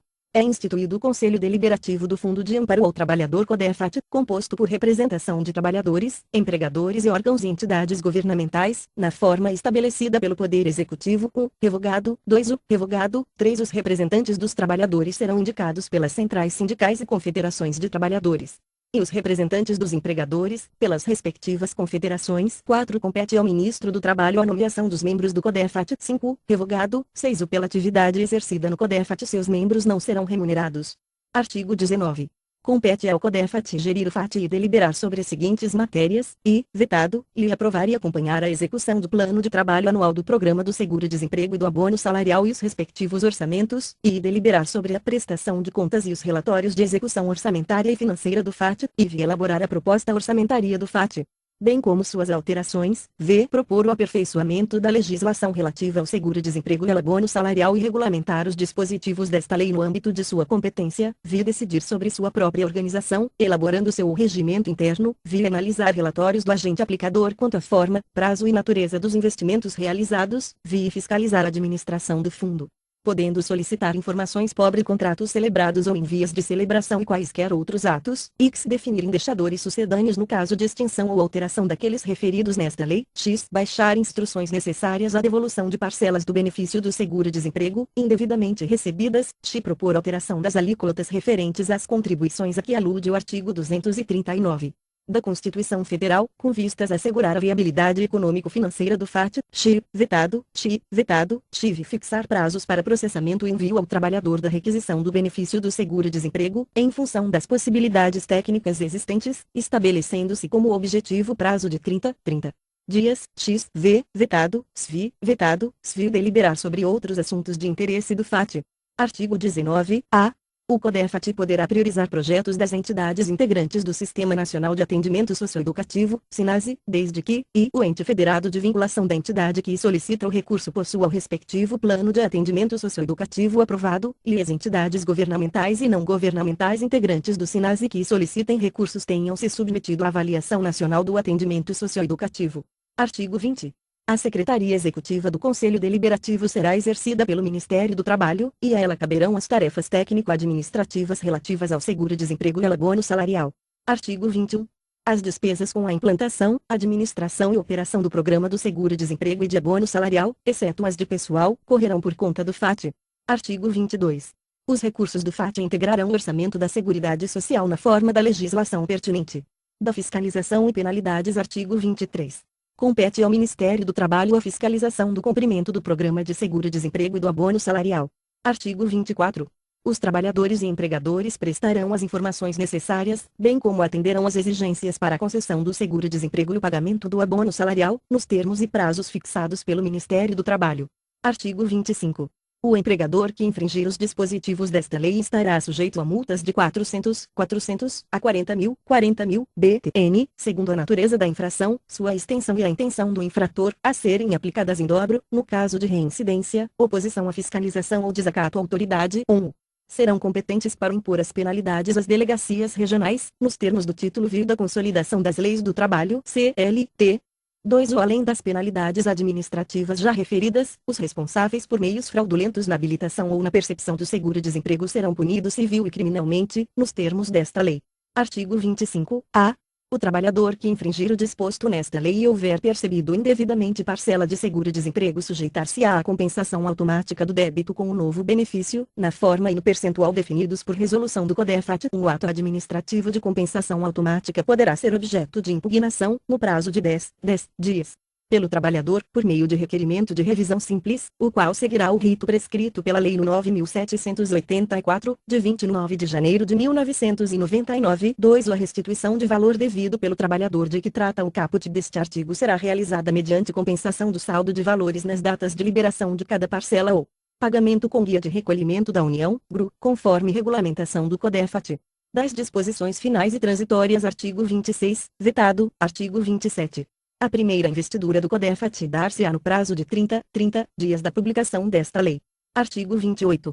No prazo de 30 dias as contribuições ao PIS e ao PASEP, arrecadadas a partir de 5 de outubro de 1988 e não utilizadas nas finalidades previstas no artigo 239 da Constituição Federal, serão recolhidas como receita do FAT. Parágrafo único, vetado. Artigo 29, revogado. Artigo 30. O Poder Executivo regulamentará esta lei no prazo de 90 dias e apresentará projeto de lei regulamentando a contribuição adicional pelo índice de rotatividade, de que trata o 4 do artigo 239 da Constituição Federal, no prazo de 180 dias. Artigo 31. Esta lei entra em vigor na data de sua publicação. Artigo 32. Revogam-se as disposições em contrário. Brasília, em 11 de janeiro de 1990. 169 da Independência e 102 da República. José Sarney Mailson Ferreira da Nóbrega Doroteia Werneck Jader Fontenelle e Barbalho, promulgada em 11 de janeiro de 1990 e publicada no DOUD 12 de janeiro de 1990. Normas correlatas. 179. Lei no 7.783/1989 dispõe sobre o exercício do direito de greve, define as atividades essenciais, regula o atendimento das necessidades inadiáveis da comunidade, e dá outras providências. O Presidente da República faço saber que o Congresso Nacional decreta e eu sanciono a seguinte lei. Artigo 1. É assegurado o direito de greve, competindo aos trabalhadores decidir sobre a oportunidade de exercê-lo e sobre os interesses que devam por meio dele defender. Parágrafo único. O direito de greve será exercido na forma estabelecida nesta lei. Artigo 2. Para os fins desta lei, considera-se legítimo o exercício do direito de greve a suspensão coletiva, temporária e pacífica, total ou parcial, de prestação pessoal de serviços a empregador. Artigo 3. Frustrada a negociação ou verificada a impossibilidade de recurso via arbitral, é facultada a cessação coletiva do trabalho. Parágrafo único. A entidade patronal correspondente ou os empregadores diretamente interessados serão notificados, com antecedência mínima de 48 horas, da paralisação. Artigo 4. Caberá à entidade sindical correspondente convocar, na forma do seu estatuto, Assembleia Geral que definirá as reivindicações da categoria e deliberará sobre a paralisação coletiva da prestação de serviços. O estatuto da entidade sindical deverá prever as formalidades de convocação e o quórum para deliberação, tanto da deflagração quanto da cessação da greve. 2. Na falta de entidade sindical, a Assembleia Geral dos Trabalhadores interessados deliberará para os fins previstos no caput, constituindo comissão de negociação. Artigo 5. A entidade sindical ou comissão especialmente eleita representará os interesses dos trabalhadores nas negociações ou na Justiça do Trabalho. Artigo 6. São assegurados aos grevistas, dentre outros direitos, o emprego de meios pacíficos tendentes a persuadir ou aliciar os trabalhadores a aderirem à greve, e a arrecadação de fundos e a livre divulgação do movimento. Em nenhuma hipótese, os meios adotados por empregados e empregadores poderão violar ou constranger os direitos e garantias fundamentais de outrem. 2. É vedado às empresas adotar meios para constranger o empregado ao comparecimento ao trabalho, bem como capazes de frustrar a divulgação do movimento. 3. As manifestações e atos de persuasão utilizados pelos grevistas não poderão impedir o acesso ao trabalho nem causar ameaça ou dano à propriedade ou pessoa.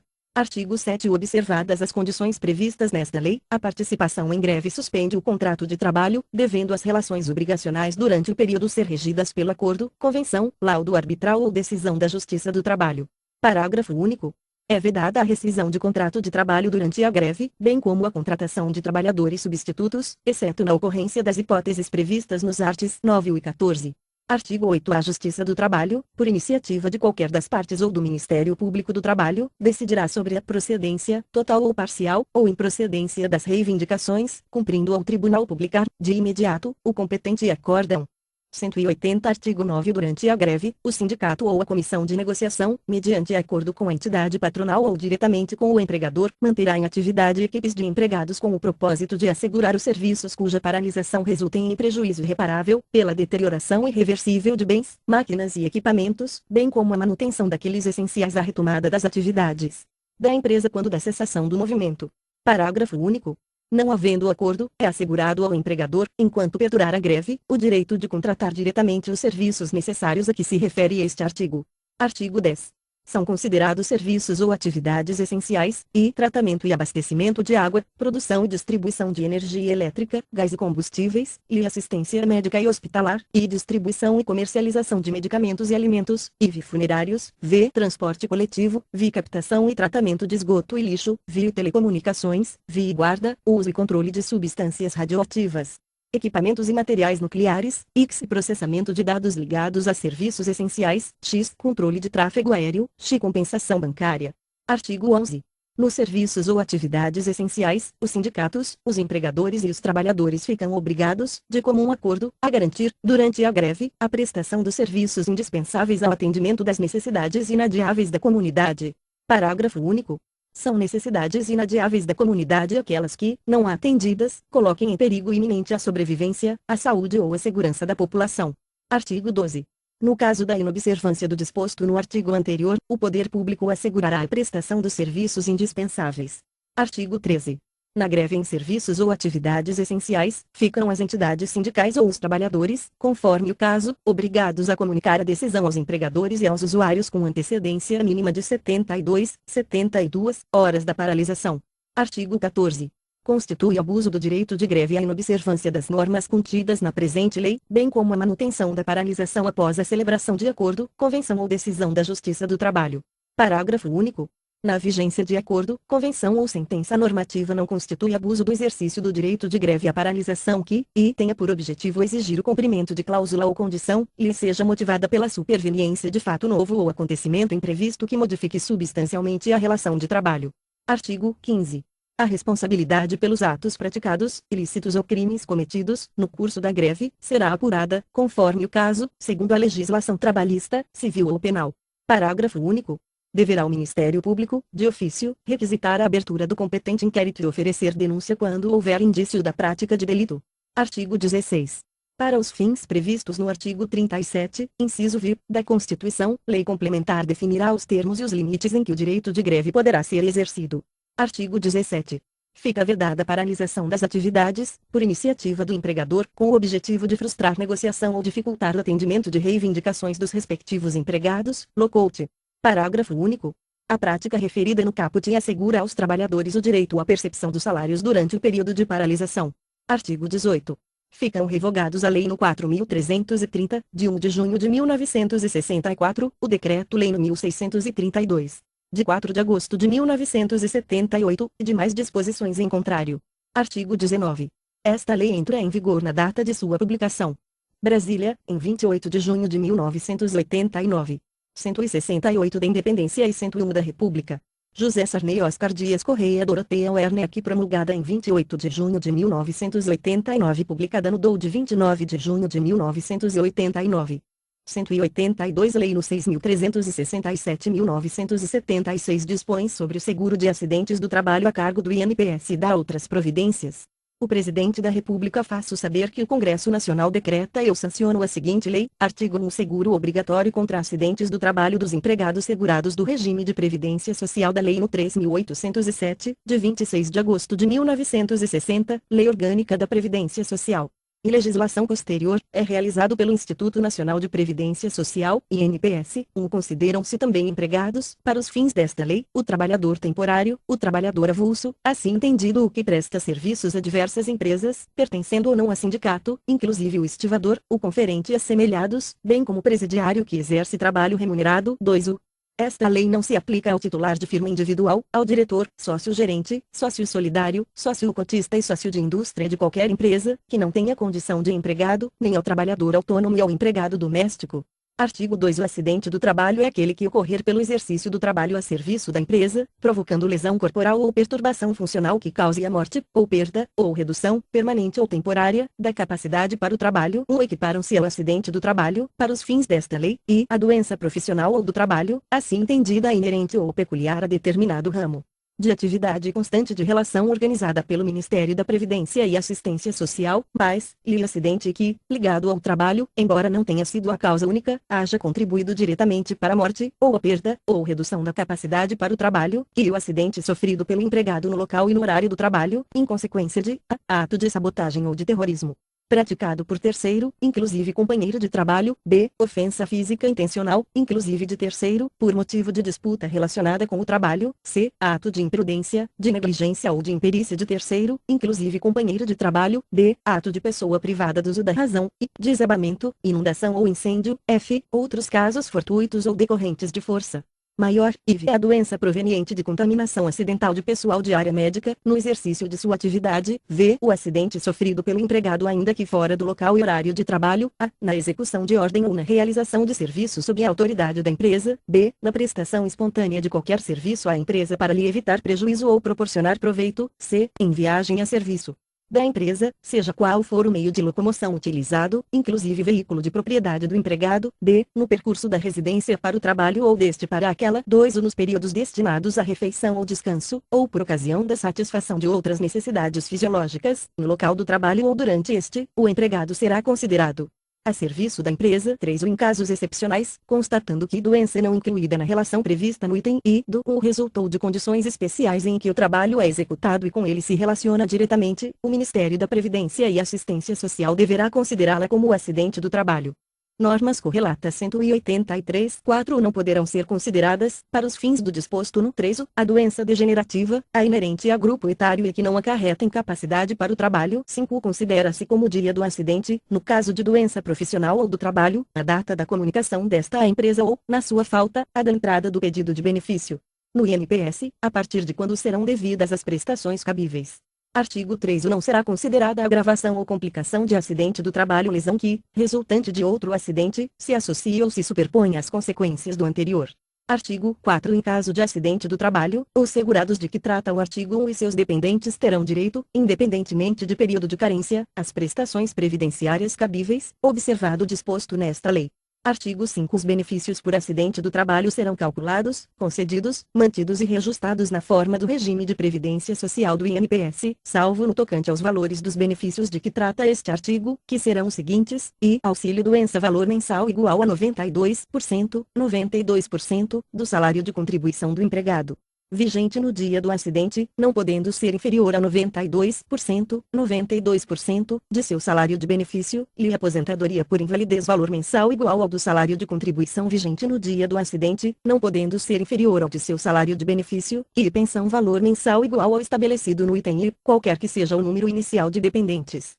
Não serão considerados para a fixação do salário de contribuição de que trata este artigo os aumentos que excedam os limites legais, inclusive os voluntariamente concedidos nos 12 meses imediatamente anteriores ao início do benefício, salvo se resultantes de promoções reguladas por normas gerais da empresa admitidas pela legislação do trabalho, de sentenças normativas ou de reajustamentos salariais obtidos pela categoria respectiva. 2. A pensão será devida a contar da data do óbito, e o benefício por incapacidade a contar do 16º dia do afastamento do trabalho, cabendo à empresa pagar a remuneração integral do dia do acidente e dos 15 dias seguintes. 3. O valor da aposentadoria por invalidez do segurado que em consequência do acidente do trabalho necessitar da assistência permanente de outra pessoa, segundo critérios previamente estabelecidos pelo Ministério da Previdência e Assistência Social, será majorado em 25%.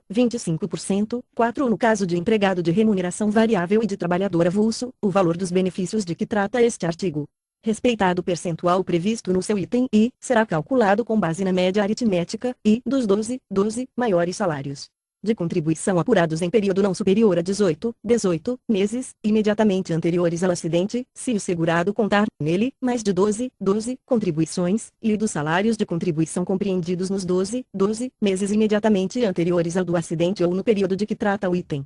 E, conforme for mais vantajoso, se o segurado contar 12 ou menos contribuições nesse período. 5. Direito ao auxílio-doença, aposentadoria por invalidez ou a pensão, nos termos deste artigo, exclui o direito aos mesmos benefícios nas condições do regime de previdência social do INPS, sem prejuízo, porém dos demais benefícios por este assegurados. 6. Quando se tratar de trabalhador avulso referido no 1 do artigo 1 desta lei, o benefício por incapacidade ficará a cargo do Instituto Nacional de Previdência Social, INPS, a partir do dia seguinte ao do acidente. 7. Nenhum dos benefícios por acidente do trabalho de que trata este artigo poderá ser inferior ao salário mínimo do local de trabalho do acidentado, ressalvado o disposto no inciso I deste artigo. Artigo 6. O acidentado do trabalho que, após a consolidação das lesões resultantes do acidente, permanecer incapacitado para o exercício da atividade que exercia habitualmente, na época do acidente, mas não para o exercício de outra, fará jus, a partir da cessação do auxílio-doença, a auxílio-acidente, um auxílio-acidente, mensal, vitalício e independente de qualquer remuneração ou outro benefício não relacionado ao mesmo acidente, será concedido, mantido e reajustado na forma do regime de Previdência Social do INPS e corresponderá a 40% do valor de que trata o inciso I do artigo 5 desta lei, observado o disposto no 4 do mesmo artigo. 2. A metade do valor do auxílio-acidente será incorporada ao valor da pensão quando a morte do seu titular não resultar de acidente do trabalho. 3. O titular do auxílio-acidente terá direito ao abono anual. Artigo 7. Em caso de morte decorrente de acidente do trabalho, será também devido aos dependentes do acidentado um pecúlio no valor de 30 vezes o valor de referência, fixado nos termos da Lei no 6.205, de 29 de abril de 1975, vigente na localidade de trabalho do acidentado. Artigo 8. Em caso de aposentadoria por invalidez, decorrente de acidente de trabalho, será devido, também, ao acidentado, um pecúlio de 15 vezes o valor de referência, fixado nos termos da Lei no 6.205, de 29 de abril de 1975, vigente na localidade de trabalho do acidentado. Artigo 9. O acidentado do trabalho que, após a consolidação das lesões resultantes do acidente, apresentar, como as sequelas definitivas, perdas anatômicas ou redução da capacidade funcional, constantes de relação previamente elaborada pelo Ministério da Previdência e Assistência Social, mas, as quais, embora não impedindo o desempenho da mesma atividade, demandem, permanentemente, maior esforço na realização do trabalho, fará jus, a partir da cessação do auxílio-doença, a um auxílio mensal que corresponderá a 20% do valor de que trata o inciso I do artigo 5 desta lei, observado o disposto no 4 do mesmo artigo. Parágrafo único. Esse benefício cessará com a aposentadoria do acidentado e seu valor não será incluído no cálculo de pensão. Artigo 10. A assistência médica, aí incluídas a cirúrgica, a hospitalar, a farmacêutica e a odontológica, bem como o transporte do acidentado e a reabilitação profissional, quando indicada, serão devidos em caráter obrigatório. Artigo 11. Quando a perda ou redução da capacidade funcional puder ser atenuada pelo uso de aparelhos de prótese ou órtese, estes serão fornecidos pelo INPS, independentemente das prestações cabíveis. Artigo 12. Nas localidades onde o INPS não dispuser de recursos próprios ou contratados, a empresa prestará ao acidentado assistência médica de emergência e, quando indispensável a critério do médico, providenciará sua remoção. Entende-se como assistência médica de emergência é necessária ao atendimento do acidentado até que o INPS assuma a responsabilidade por ele. 2. O INPS reembolsará a empresa das despesas com a assistência de que trata este artigo, até limites compatíveis com os padrões do local de atendimento. Artigo 13. Para pleitear direitos decorrentes desta lei, não é obrigatória a constituição de advogado. Artigo 14. A empresa deverá, salvo em caso de impossibilidade absoluta, comunicar o acidente do trabalho ao INPS dentro de 24 horas, e à autoridade policial competente no caso de morte, sob pena de multa de 1 a 10 vezes o maior valor de referência fixado nos termos da Lei no 6.205. De 29 de abril de 1975. Parágrafo único. Compete no INPS aplicar e cobrar a multa de que trata este artigo. Artigo 15. O custeio dos encargos decorrentes desta lei será atendido pelas atuais contribuições previdenciárias a cargo da União, da empresa e do segurado, com um acréscimo, a cargo exclusivo da empresa, das seguintes percentagens do valor da folha de salário de contribuição dos segurados de que trata o artigo 1, e 0,4%, 0,4% para a empresa em cuja atividade o risco de acidente do trabalho seja considerado leve, e 1,2%. 1,2% para a empresa em cuja atividade esse risco seja considerado médio, e 2,5%, 2,5% para a empresa em cuja atividade esse risco seja considerado grave. O acréscimo de que trata este artigo será recolhido juntamente com as demais contribuições arrecadadas pelo INPS. 2. O Ministério da Previdência e Assistência Social, mas, classificará os 3 graus de risco em tabela própria organizada de acordo com a atual experiência de risco, na qual as empresas serão automaticamente enquadradas, segundo a natureza da respectiva atividade. 3. A tabela será revista trienalmente pelo Ministério da Previdência e Assistência Social, de acordo com a experiência de risco verificada no período. 4. Enquadramento individual na tabela, de iniciativa da empresa, poderá ser revisto pelo INPS, a qualquer tempo. Artigo 16. A contribuição anual da Previdência Social para a Fundação Centro Nacional de Segurança, Higiene e Medicina do Trabalho Fundacentro, instituída pela Lei no 5.161, de 21 de outubro de 1966, será de 1% da receita adicional prevista no artigo 15 desta lei. Artigo 17, revogado. Artigo 18. As ações referentes a prestações por acidente do trabalho prescreverão em 5 anos contados da data do acidente, quando dele resultar a morte ou a incapacidade temporária, verificada esta em perícia médica a cargo do INPS, e da entrada do pedido de benefício no Instituto Nacional de Previdência Social, INPS, ou do afastamento do trabalho, quando este for posterior àquela. No caso de doença profissional, e da ciência, dada pelo instituto acima mencionado ao paciente, de reconhecimento de causalidade entre o trabalho e a doença, nos demais casos de doenças do trabalho.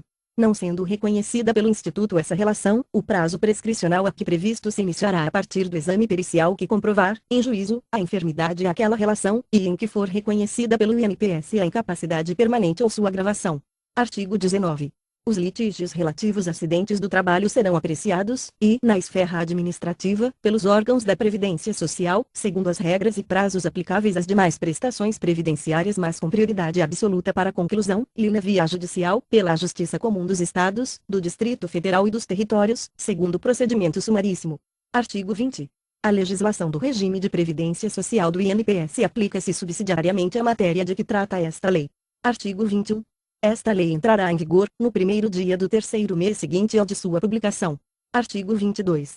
Revogam-se as disposições em contrário, especialmente o Decreto-Lei no 7.036, de 10 de novembro, de 1944, e a Lei no 5.316, de 14 de setembro de 1937. Brasília, 19 de outubro de 1975, 155 da Independência e 88 da República. Ernesto Geisel Arnaldo Preto, promulgada em 19 de outubro de 1976 e publicada no DOU de 21 de outubro de 1976. 186 Lei no 4.749/1965 dispõe sobre o pagamento da gratificação prevista na Lei no 4.090, de 13 de julho de 1962.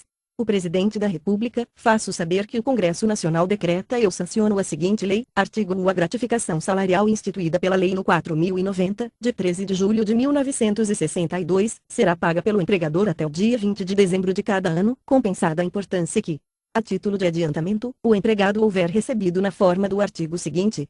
Parágrafo único, vetado, artigo 2. Entre os meses de fevereiro e novembro de cada ano, o empregador pagará, como adiantamento da gratificação referida no artigo precedente, de uma só vez, metade do salário recebido pelo respectivo empregado no mês anterior. O empregador não estará obrigado a pagar o adiantamento, no mesmo mês, a todos os seus empregados. 2. O adiantamento será pago ao ensejo das férias do empregado, sempre que este o requerer no mês de janeiro do correspondente ano.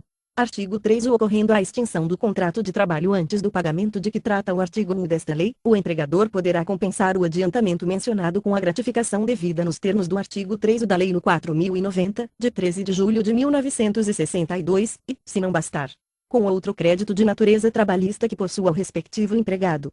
Artigo 4. As contribuições devidas ao Instituto Nacional de Previdência Social, que incidem sobre a gratificação salarial referida nesta lei, ficam sujeitas ao limite estabelecido na legislação da Previdência Social.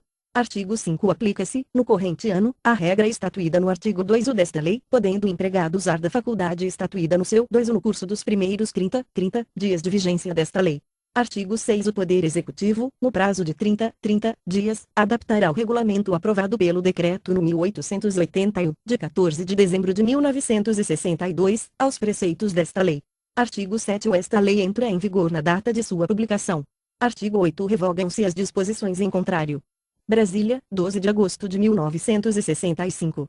144 da Independência e 77 da República. H. Castelo Branco Arnaldo Susequinde, promulgada em 12 de agosto de 1965 e publicada no DOU de 13 de agosto de 1965. Normas correlatas 187. Lei no 4.266/1963 institui o salário-família do trabalhador. O Presidente da República faço saber que o Congresso Nacional decreta e eu sanciono a seguinte lei. Artigo 1. O salário-família, instituído por esta lei, será devido, pelas empresas vinculadas à Previdência Social, a todo empregado, como tal definido na Consolidação das Leis do Trabalho, qualquer que seja o valor e a forma de sua remuneração, e na proporção do respectivo número de filhos. Artigo 2. O salário-família será pago sob a forma de uma quota percentual, calculada sobre o valor do salário mínimo local, arredondado este para o múltiplo de 1000 seguinte, por filho menor de qualquer condição, até 14 anos de idade. Artigo 3. O custeio do salário-família será feito mediante o sistema de compensação, cabendo a cada empresa, qualquer que seja o número e o estado civil de seus empregados, recolher, para esse fim, ao Instituto ou institutos de aposentadoria e pensões a que estiver vinculada, a contribuição que for fixada em correspondência com o valor da quota percentual referida no artigo 2(o)(1). A contribuição de que trata este artigo corresponderá a uma percentagem incidente sobre o salário mínimo local multiplicado pelo número total de empregados da empresa, observados os mesmos prazos de recolhimento, sanções administrativas e penais e demais condições estabelecidas com relação às contribuições destinadas ao custeio da Previdência Social. 2. As contribuições recolhidas pelas empresas, nos termos deste artigo, constituirão, em cada instituto, um fundo de compensação do salário-família, em regime de repartição anual, cuja destinação será exclusivamente a de custeio do pagamento das quotas, não podendo a parcela relativa às respectivas despesas de administração exceder de 0,5%, 0,5%, do total do mesmo fundo. Artigo 4. O pagamento das quotas do salário-família será feito pelas próprias empresas, mensalmente, aos seus empregados, juntamente com o do respectivo salário, nos termos do artigo 2(o)(1). Quando os pagamentos forem semanais ou por outros períodos, as quotas serão pagas juntamente com o último relativo ao mês. 2. O para efeito do pagamento das quotas, exigirão as empresas dos empregados, as certidões de nascimento dos filhos, que a istos habilitam. 3. As certidões expedidas para os fins do 2 ou deste artigo são isentas de selo, taxas ou emolumentos de qualquer espécie, assim como o reconhecimento de firmas a elas referente, quando necessário. 4. Dos pagamentos de quotas feitos, guardarão as empresas os respectivos comprovantes, bem como as certidões. Para o efeito da fiscalização dos institutos, no tocante ao reembolso a que se refere o artigo 5(o). Artigo 5. As empresas serão reembolsadas, mensalmente, dos pagamentos das quotas feitos aos seus empregados, na forma desta lei, mediante desconto do valor respectivo no total das contribuições recolhidas ao Instituto ou institutos de aposentadoria e pensões a que forem vinculadas.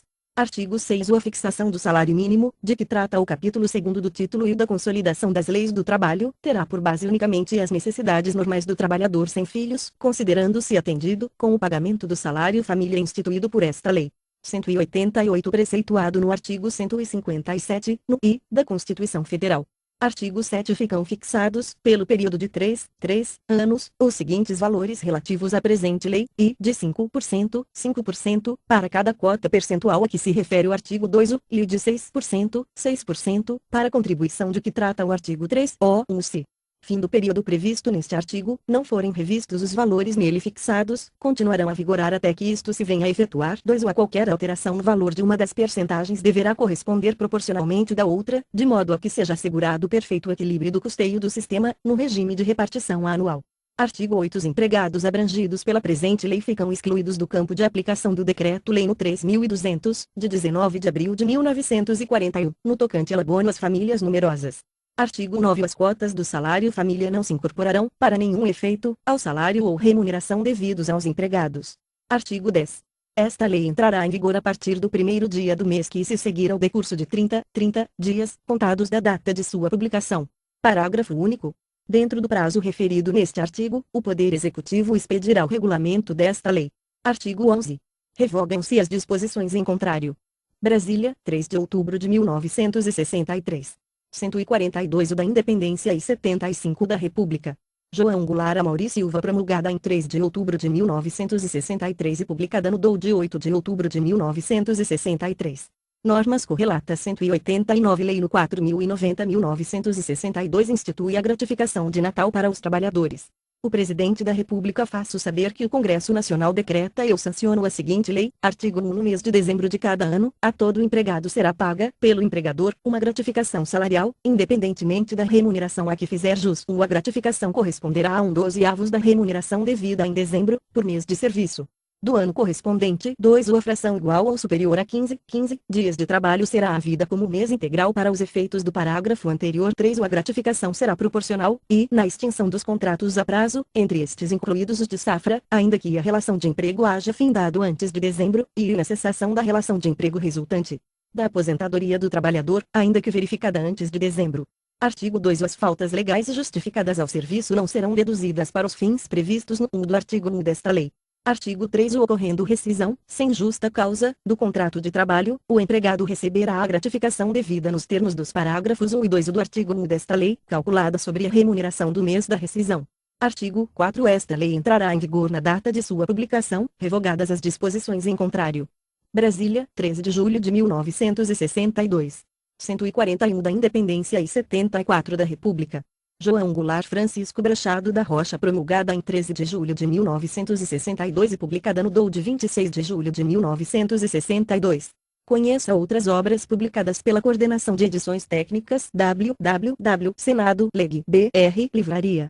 A consolidação das leis do trabalho, CLT, foi estabelecida pelo Decreto-Lei no 5.452, de 1 de maio de 1943, que reuniu e unificou a legislação trabalhista existente à época no país. Esta obra apresenta CLT já com as modificações promovidas pela Reforma Trabalhista de 2017, consubstanciada na Lei no 13.467, de 13 de julho de 2017, bem como com as mudanças determinadas pela Medida Provisória no 808, de 2017. Além dessas normas, constam ainda da publicação os dispositivos constitucionais e outras leis relacionados ao assunto.